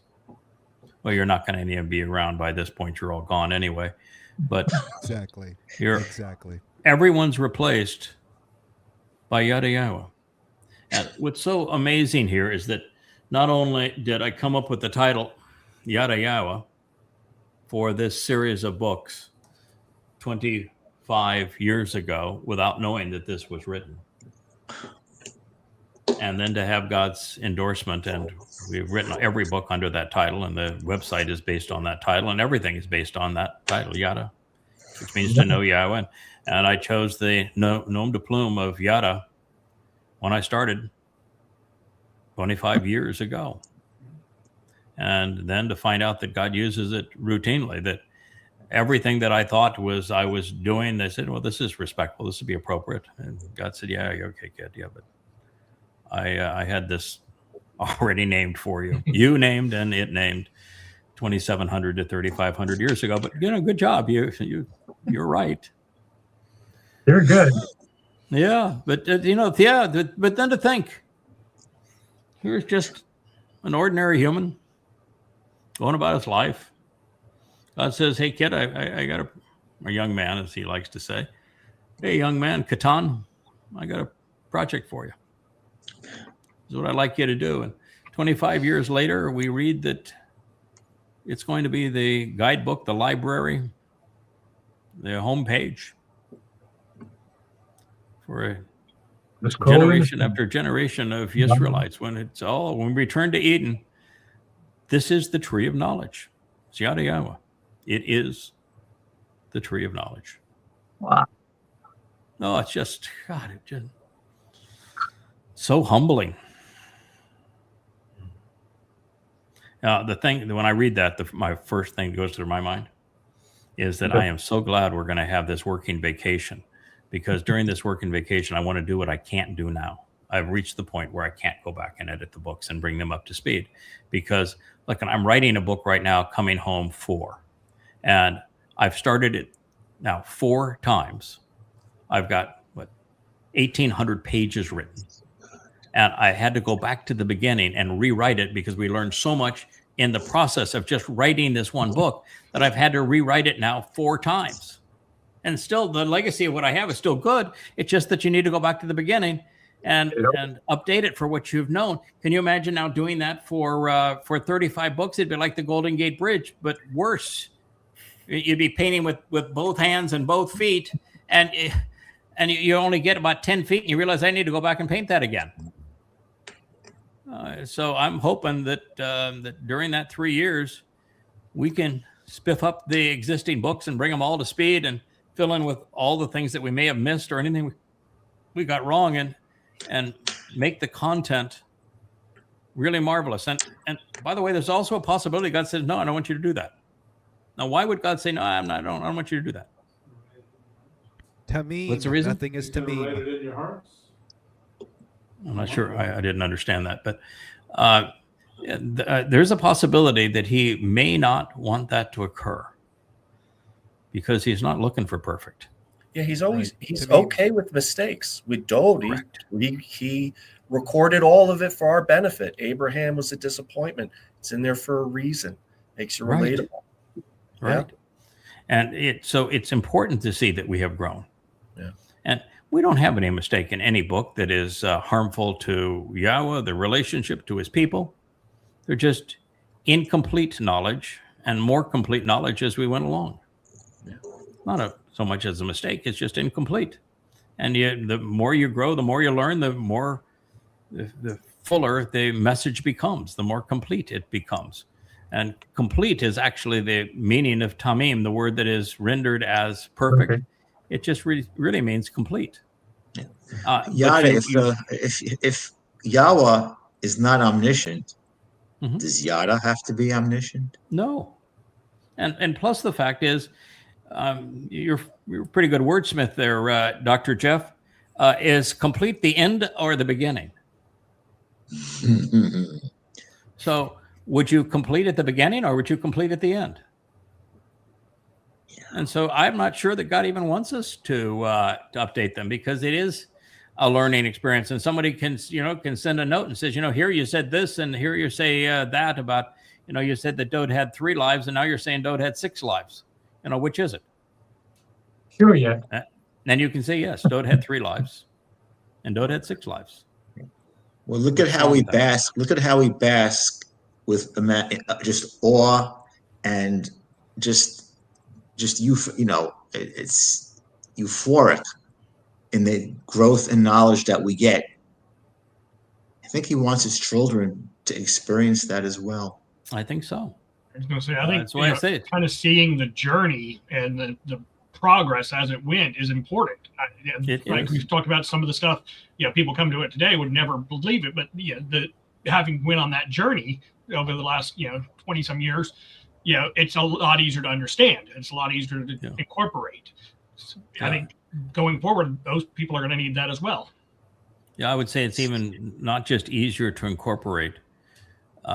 It's just like when you and I first met, JB, and you heard me say things that resolved the conflicts that you had against religion. And I said things like, there are 3 destinations for human souls. Not all souls go to heaven or hell. Most souls simply dissipate at their end of their earthly existence. I'm the only person in the history of the world that's come up with that thought. And it's consistent with Yahweh's testimony, and it resonated with you. And the next thing that resonated with you, it was the only author who was also a frequent guest on radio programs, so I was very much out there with what I had learned and said. And I was willing to correct myself. If I had incomplete knowledge or I learned something that was more complete, I would share it. And I would correct the record. And you had not encountered somebody that's pretty public as a figure at that point that did that sort of thing. Now, most public figures, if they're shown to be wrong, they just double down. They double down. And so those things turned out to be the catalyst for trust going forward. So why wouldn't they be the catalyst for trust now?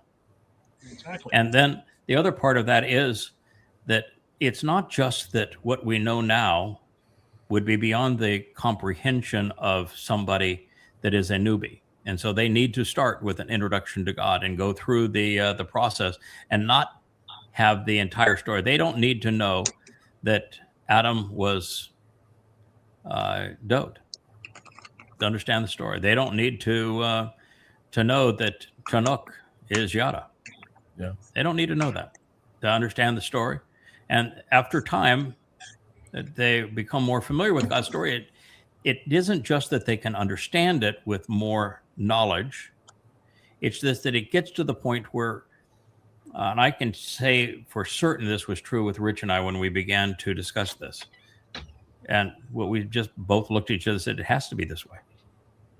The only way for God to stay in character and for the plan to play out. It's exactly as it had to be. And so it's not just that you're in a position to accept it. You realize it's a necessary ingredient. You figuring out that God didn't kill this guy for picking up sticks completely led you in the direction of who are these souls that God's interacting with? Yeah. Who are the 2 menorah? Who are the 2 trees? Why was God having a fit over somebody that uprooted those trees?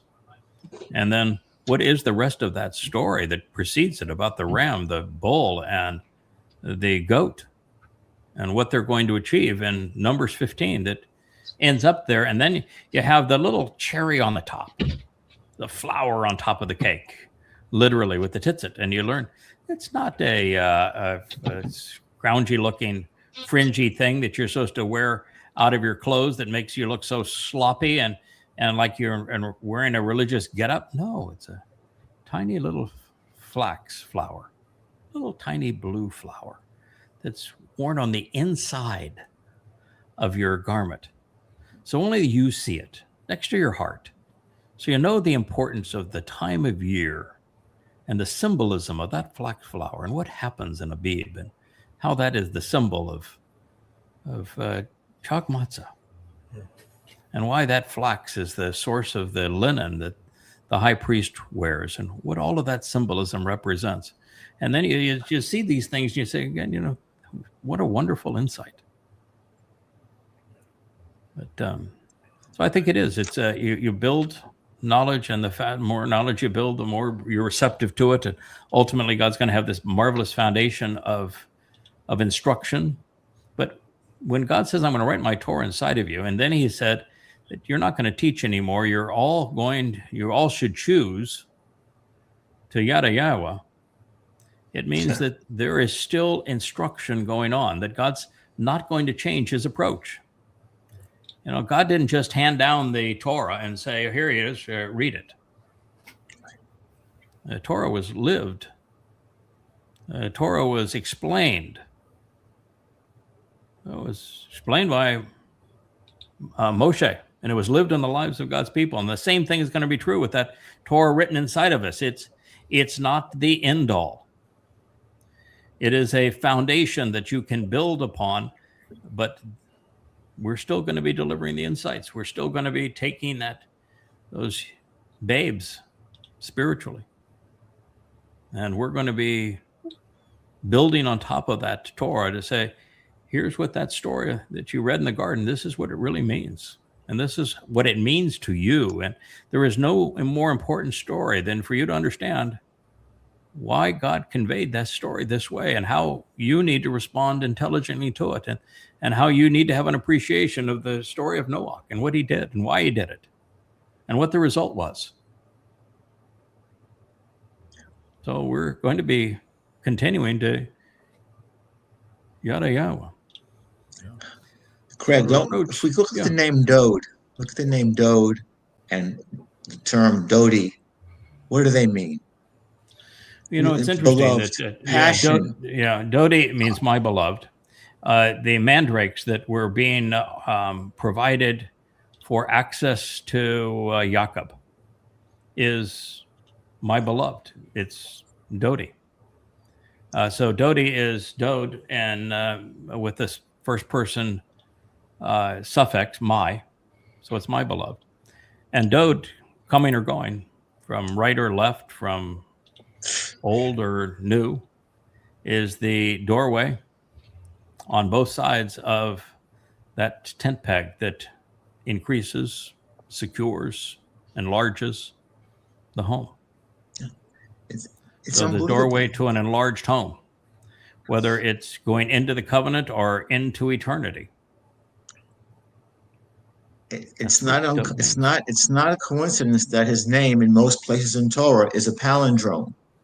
And it's not, I don't think it's a coincidence that the more we learn and the more we build, just like JB stated so well, is the more impassioned, the more full of love we offer our Abba and his son.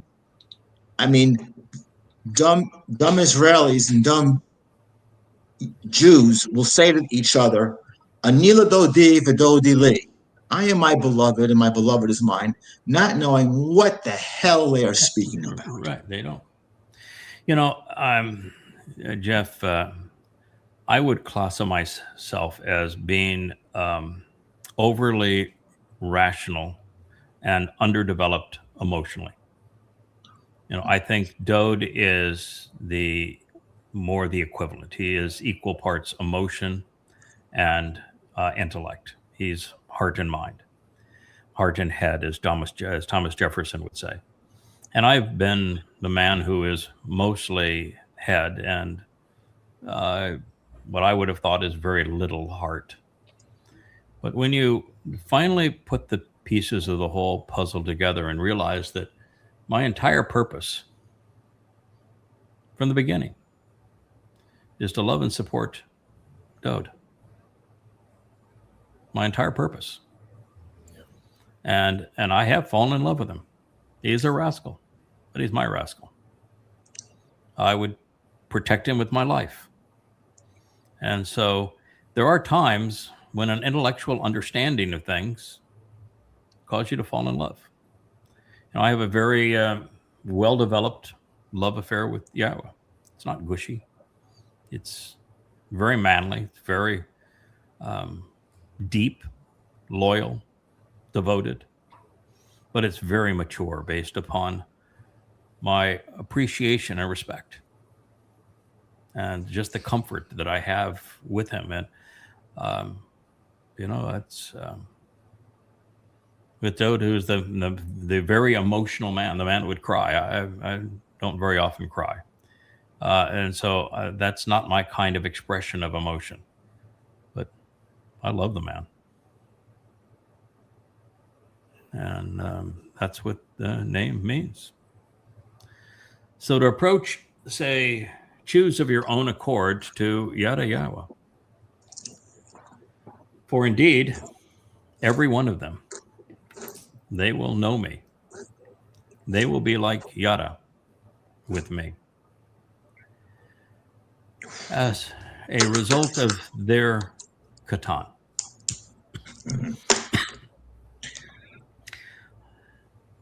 Who would have recognized this until you God says, okay, you're working on writing this Coming Home 4. That's a good project, young man. I like that. Okay.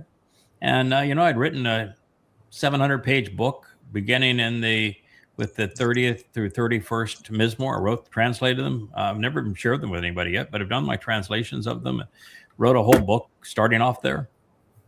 And then I started writing another book based upon the last word picture because it was so transformative in our lives. And then I started writing again because I wanted to tell the story of the Mayor. And here it is. Be like Yada with me as a result of their katan. There's two Mayor. One is katan. And to see it here, associate with Yada and Yada Yahweh, and that they're all going to know me and be like Yada with me as a result of their katan. That's the katan Mayor. It's the younger, the lesser of the luminaries. That's the one that reflects the brilliance of the sun.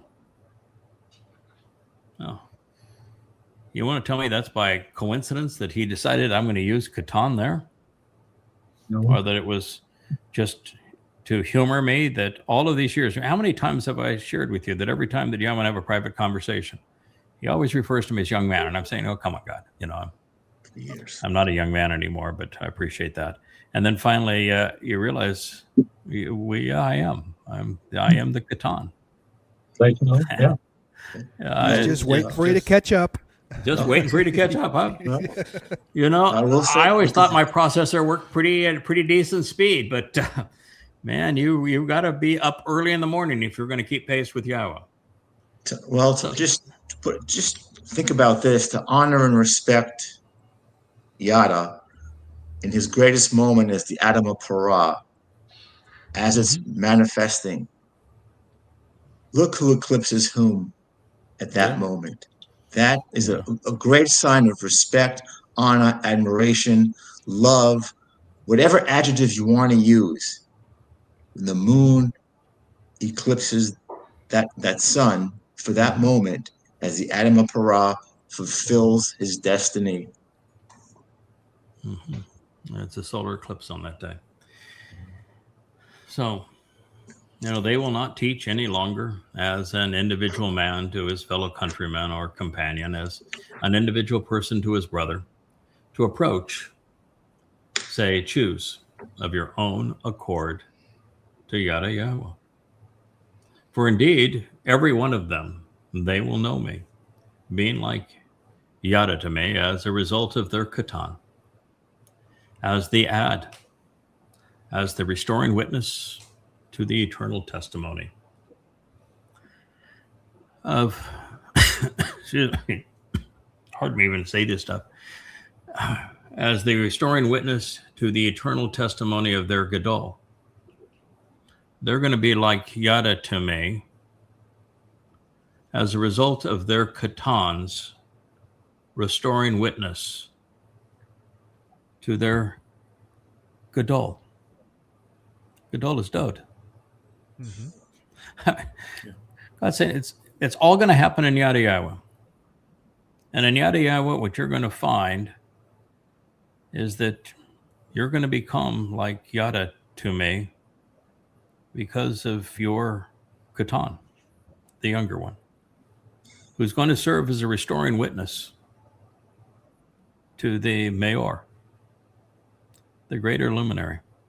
And so here the first prophecy is explained, and the prophecy that concludes it all. How's that for God being good at this prophecy stuff? And to think of how, I can imagine how happy God's got to be to say, okay, I put in the Yada Yahweh and the Katan and the Mayor 2,700 years ago. And I knew that he wouldn't find it and wouldn't share it until just the right moment. And then, wowza. Isn't that something? Thank you. It's good. Oh, he's so good. It is. Ain't fair.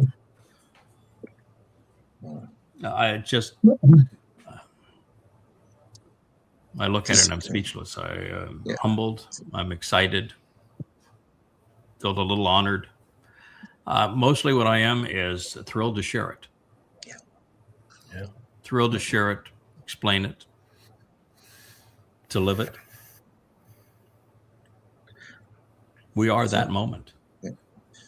To say his timing is impeccable is the greatest understatement in the world. Yeah. He's really good at the timing thing. God's really good at a lot of stuff, and stuff that we don't typically give him credit for. I mean, I know that sounds silly, that he's good at a lot of stuff. Yeah, he created life, and there's some aspects of life that are really, really, really good. I think that woman was the greatest invention of all time. But God's got some things that are really, really outstanding. But one of the things that is just remarkable about him is that he prefers to share credit rather than to accept credit.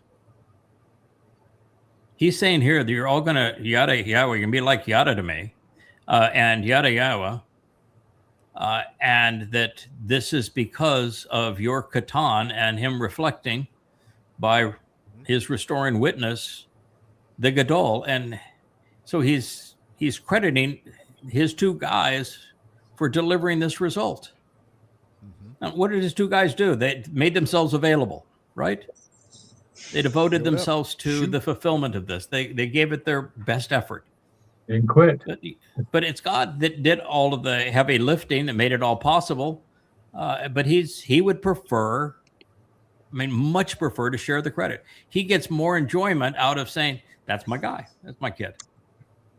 I'm proud of him. He did it. I knew these guys could do it, and they did it.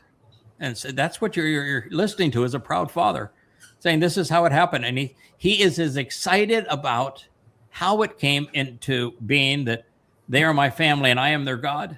He's as excited about that being the result as he is on how it materialized. Mm-hmm.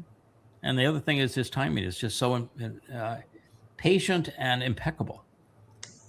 It took 25 years of doing this before I stumbled upon, oh my, that's what that means. And, I don't think he was ever frustrated that, okay, well, you've gone over it now 15 times already and you missed it 14 of the 15. I don't think that ever even bothered him. It just, and I don't think he is looking ahead. It's just like Kirk said, I don't want to know all of the answers because I want to enjoy the process. I think God likes enjoying the process. Yeah. So it's this is his style. This is what he's done, and he said, these are my guys. So when set into the midst of the single most declarative statement regarding the final restoration of the covenant with Yisrael in year 6,000 Yah, this prophetic pronouncement becomes the preeminent summation of Yahweh's plans and the ultimate affirmation of God's not only chosen implements, but his methods. The Gadol Mayor is king, and the Katan Mayor is teacher. This is going to be the ongoing condition experienced by all who are fortunate enough to be part of that surviving remnant of the chosen people, but more importantly of the team that serves as the exemplar for them. There will be no religious alternatives, no political infighting, no spurious claims of authority, no ongoing or prolonged disagreements. There will be no sects, no cults, no political parties, no false prophets, no misleading teachers, no contrary interpretations.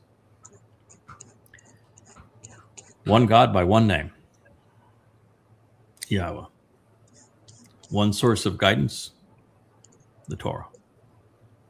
One prescription for living, Yada Yahweh. One king, the Gadol Mayor. One teacher, the Katan Mayor. One people, Yisrael. The result will have been delivered by a witness in collaboration with God. Someone who is engaged in restoring Yahweh's name, reinforcing the preeminence of his Torah, correctly conveying the inscribed conditions of the covenant, reestablishing respect for our king, and reuniting Israel. He's the younger of the two luminaries. And he will do so by explaining and participating in the Moedim, just as the first prophecy foretold. He will do so as a father, as a brother, a co-worker, friend, and beneficiary of the Gadol Mayor. Dode is all of those things to me and to his heavenly Father. Well, gentlemen, that's all I got in me for tonight. I can tell you that for sure. I'd love to play Leia's song as an outro, if you all wouldn't mind. We do have Leia back here with the two pups, who I think have done a marvelous job of behaving themselves for the most part. They're growing up and becoming they nice definitely get a good doggo from me. They get a good dog, yes. They get a good dog. Good girl. Get a good dog from Kevin, who knows a good dog when he sees one. Yep. And, I know you began by saying that Shannon gave this to you. It is really a tender situation. I mean, man to man, that there's very few men that command the brotherly love that Shannon engenders. Absolutely. As you said, you spent all night, you stayed up all night just talking with him. I know you did, Mike, when he was with you. Yeah, we stayed all He's got a key to my gate. He's got a key to your gate now. Wow. So not many people can say that. So yeah, not many people. And JB, you met with him as well. Yeah. Yeah. Good guy. And Will, you've spent time with him, and he was with you and Jake. Yeah, Jake did too. Jake adored him. I mean, they got fishing plans during Sukkah. They got it all mapped out. They got it all mapped out. Yeah. Yeah. He was a great father. Yeah. He's a man that's overcome a great loss. Yeah. And he's turned his great loss into great character. And he is now, on behalf of his son, who is absolutely covenant, who we will all get to meet one day, he has become a father figure and a brother figure for the covenant family. That's right. Really bringing, pressing the flesh, bringing us together. He was out with you too, wasn't he, Dr. Jeff? Yes, he's the real deal. Yeah. And Sylvia is got pretty good judgment of character, doesn't she? Yes, she did. She does not suffer fools well. My guess is she loves Shannon. She was sick, get to meet him, but they talked. They still have, but right. They talk on the internet. But we spent a lot of time together, he and I. So yes. Yes. Yeah, he's such a good man. Yeah, we love him. Yeah. So Kevin, I'm glad you're back on your feet. Thank you. This was before you got sick, was a challenging week. Perry pitched in full bore, and much of what we shot on the website was because Joe created the capability that I was longing to be able to display, but somebody had to enter that content so it works that way. That is dynamically generated. The site is not static. It is living and dynamic. Do you know what Joe did? You told me about this morning. We were talking about the site. He says, I want you to look at this tool right here. And he took me to it in the admin tool. And he says, I am teaching the AI how to maintain the site when we're gone. Really? I am showing the AI how to test everything on the site, assure that it's working, and then teaching the AI how to fix it. And so you can see here, these are the things that it knows were an error, that it couldn't fix, and it needed my help. these were the 50 things that it noticed was wrong and resolved them. And so I'm teaching the AI to maintain this site when we're gone. That's brilliant. Wow. Talk about brilliant. Yeah. Boy, freaked me out. Yeah. Oh, so just we are gifted to have one of the most tremendous talents this world has ever known in terms of the technology behind that site. And unlike most technologists, Joe has this marvelous aesthetic eye. He is very good with the graphic tools, but he has an eye for beauty. Yeah. Even Leah said he's the king of kerning. Just knowing. Oh my goodness! And most people don't even know what kerning means, but if you've done marketing as long as Leah and I have done marketing, you know what kerning is and why it's important. And Joe has an aesthetic eye for it. And if I say, Joe, I want you to do this, and he'll say, I don't like the way that looks, but I can give it to you, but this way. What do you think about this way instead? It's always just beautiful. So we are tremendously blessed in that regard.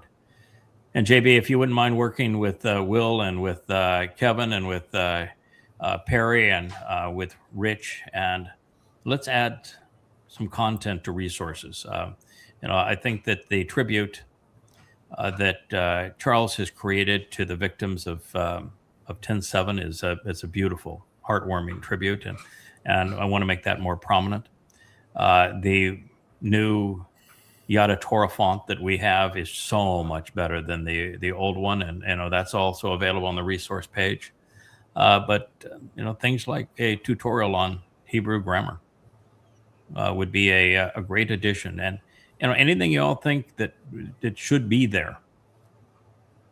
I think it'd be nice if the MP3 files were there, but I think so too. So that not going too far back, like JB site has them like way back to like 2014. I wouldn't put any of the really old stuff, but all the new Yahweh blog, stuff. Is that from JB's site? Yeah, it's all on your site, JB. Yahweh Berith. Yeah, he has archives all the way back to like 2014, or maybe even before. Yeah, so we that. should probably find a way to. My preference would be all the window dressing can show your site to JB, but I prefer it to stay on the Yada Yahweh site. Yeah. And the whole intent of the Yada Yahweh site is you never leave it. Yep. So I'd like to be able to have the content. We can say it's coming from Yahweh Bereth, and it's James Bowen that is providing these for you, but yet it stays embedded in the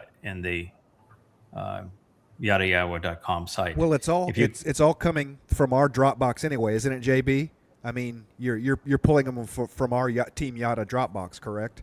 Well, I copy them to my computer so I can compress them down to a smaller file size so that they don't take up as much bandwidth to download since it's just audio. Okay. So that's two things we know we need to do. We need testimonials and we need the MP3s. And maybe even Kirk's K Yada for the pictographs. That was always that was on the old site. Do you remember that? The Kirk's definitions. I say Kirk's. Yeah, there we go. Okay, so we'll get that on. So we're going to all contribute to the resources page, and we'll put the grammar in as well. And if anybody has something that they have done that's a helpful resource to them, let's share it and put it on the resource page. That's what it's there for, and we can add any number of things. And we actually have a tool that Joe has created so that we as admin can add this kind of content. Does that include what he tried to do? He did something that's really extraordinary. He made it possible for us to be able to perform even if he wasn't here. That's the ultimate in technological gift, and that's the way he's written it. And the admin tool is a bigger, the thing that runs the site is actually a much more robust thing than what you see on the site.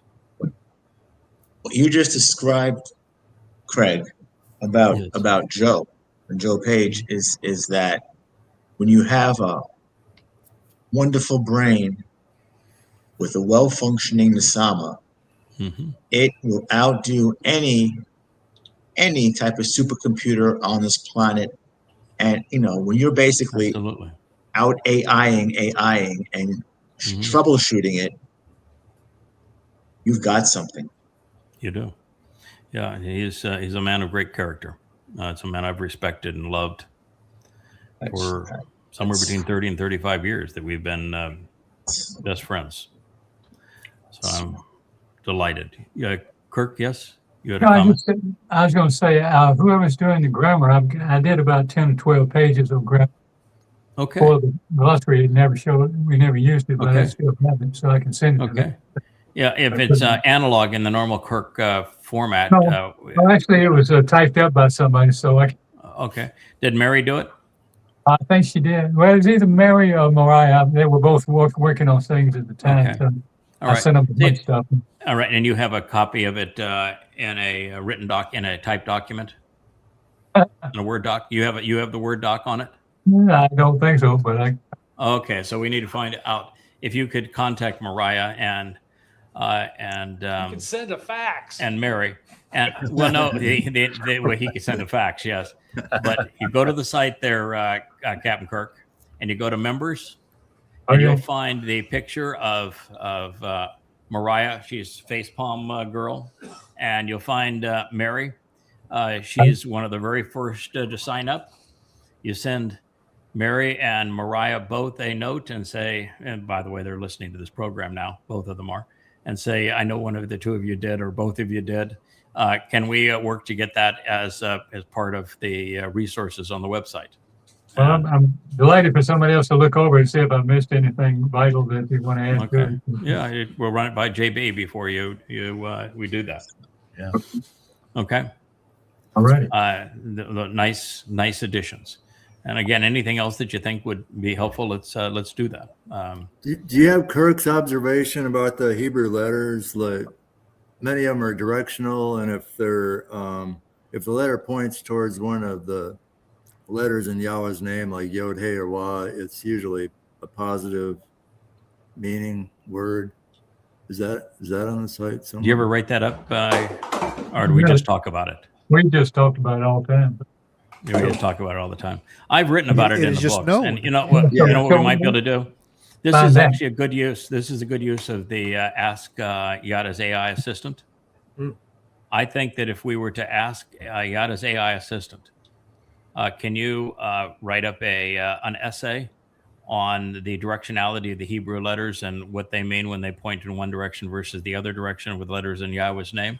I'll bet you the AI assistant can do that. Yes, it can. And we should be using the AI assistant for that kind of stuff. Right.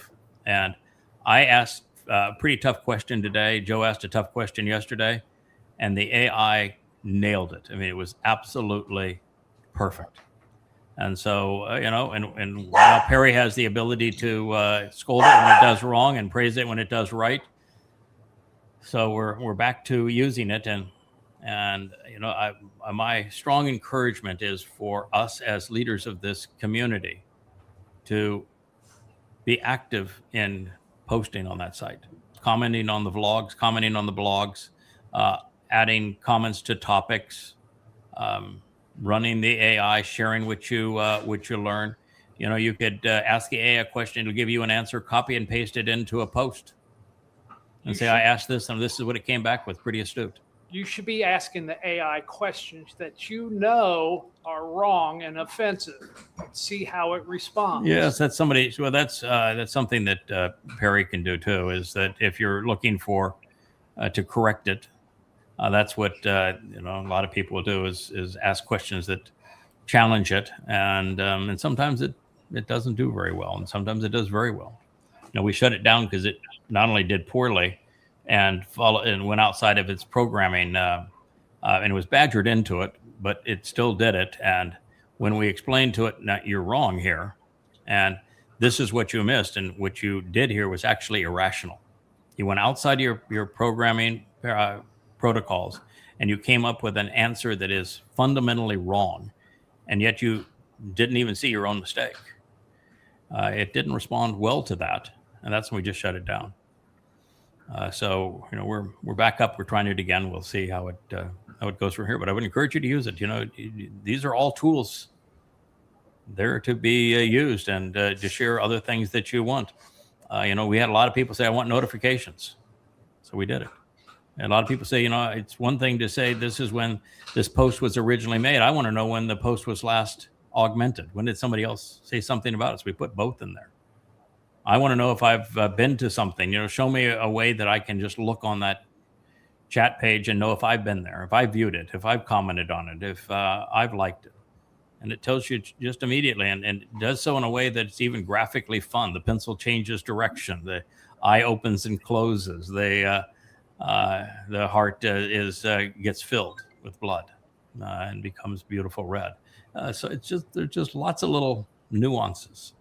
And soon we're going to have the ability that the live stream show will be right there on the homepage, and you'll be able to chat and communicate on the live stream right from the homepage of the Yada Yawa site after you've listened to the 4 favorite songs, of which Sing Boldly is probably going to be one of them. Anybody else have anything we want to add in conclusion, or are we going to go out in a song? It's time to head home. Time to head home. Yeah, it is. It's 9:00 here in the East Coast. It's just a little after lunchtime there in Carmel. I can see the light outside your window. I look outside of my window. It's pitch black. I look outside of your window there, Kirk, and it's still very much light in the midst of the day. That our day is over, and it's now the fully Shabbat here on our end. So thank you all. I look forward to the song that sings us on our way out of this program, and we'll be back together again on Monday. Glad you're healthy again, Kevin, and Kirk. You're looking stronger every day, so I hope you're feeling better. Good night, everyone. Good night.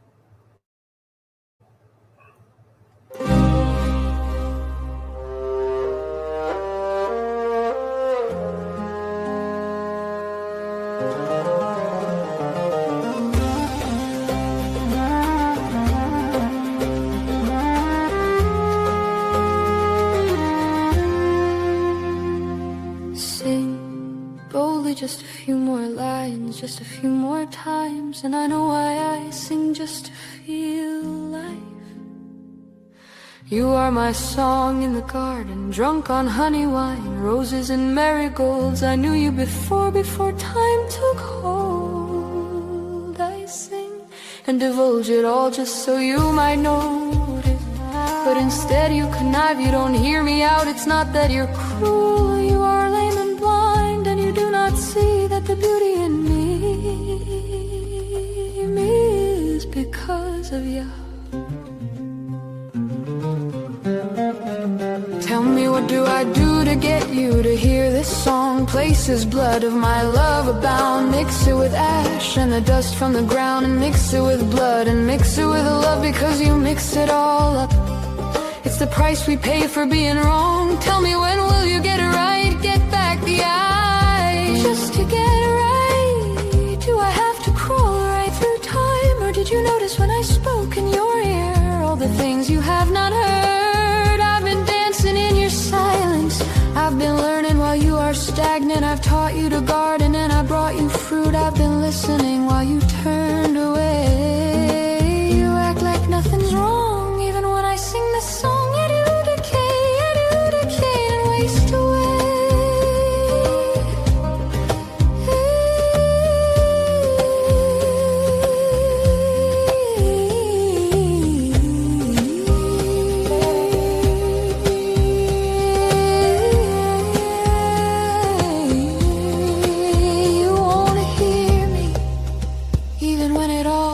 Crashing down around your family and homes, and yet you still, and yet you still,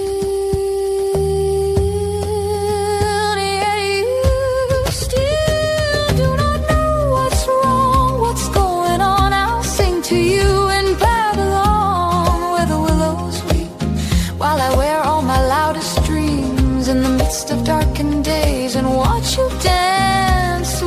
another a dark dance.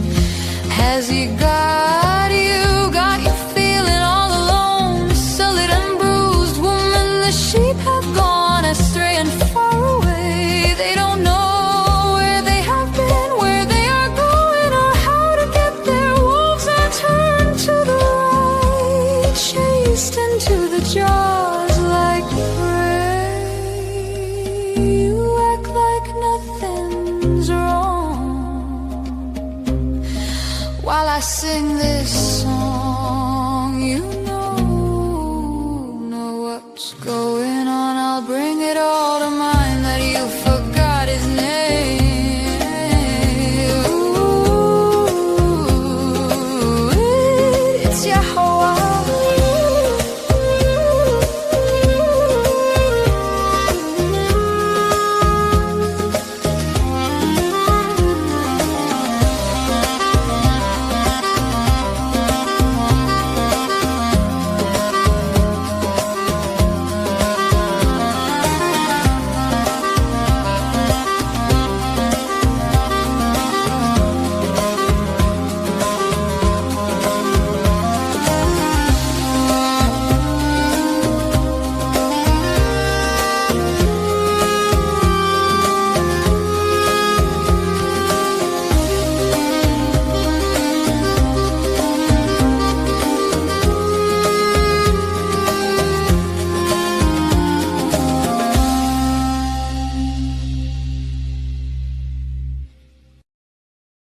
Hey there, thanks for tuning in. That was Fetch. Gotta run now. Catch y'all on our next podcast.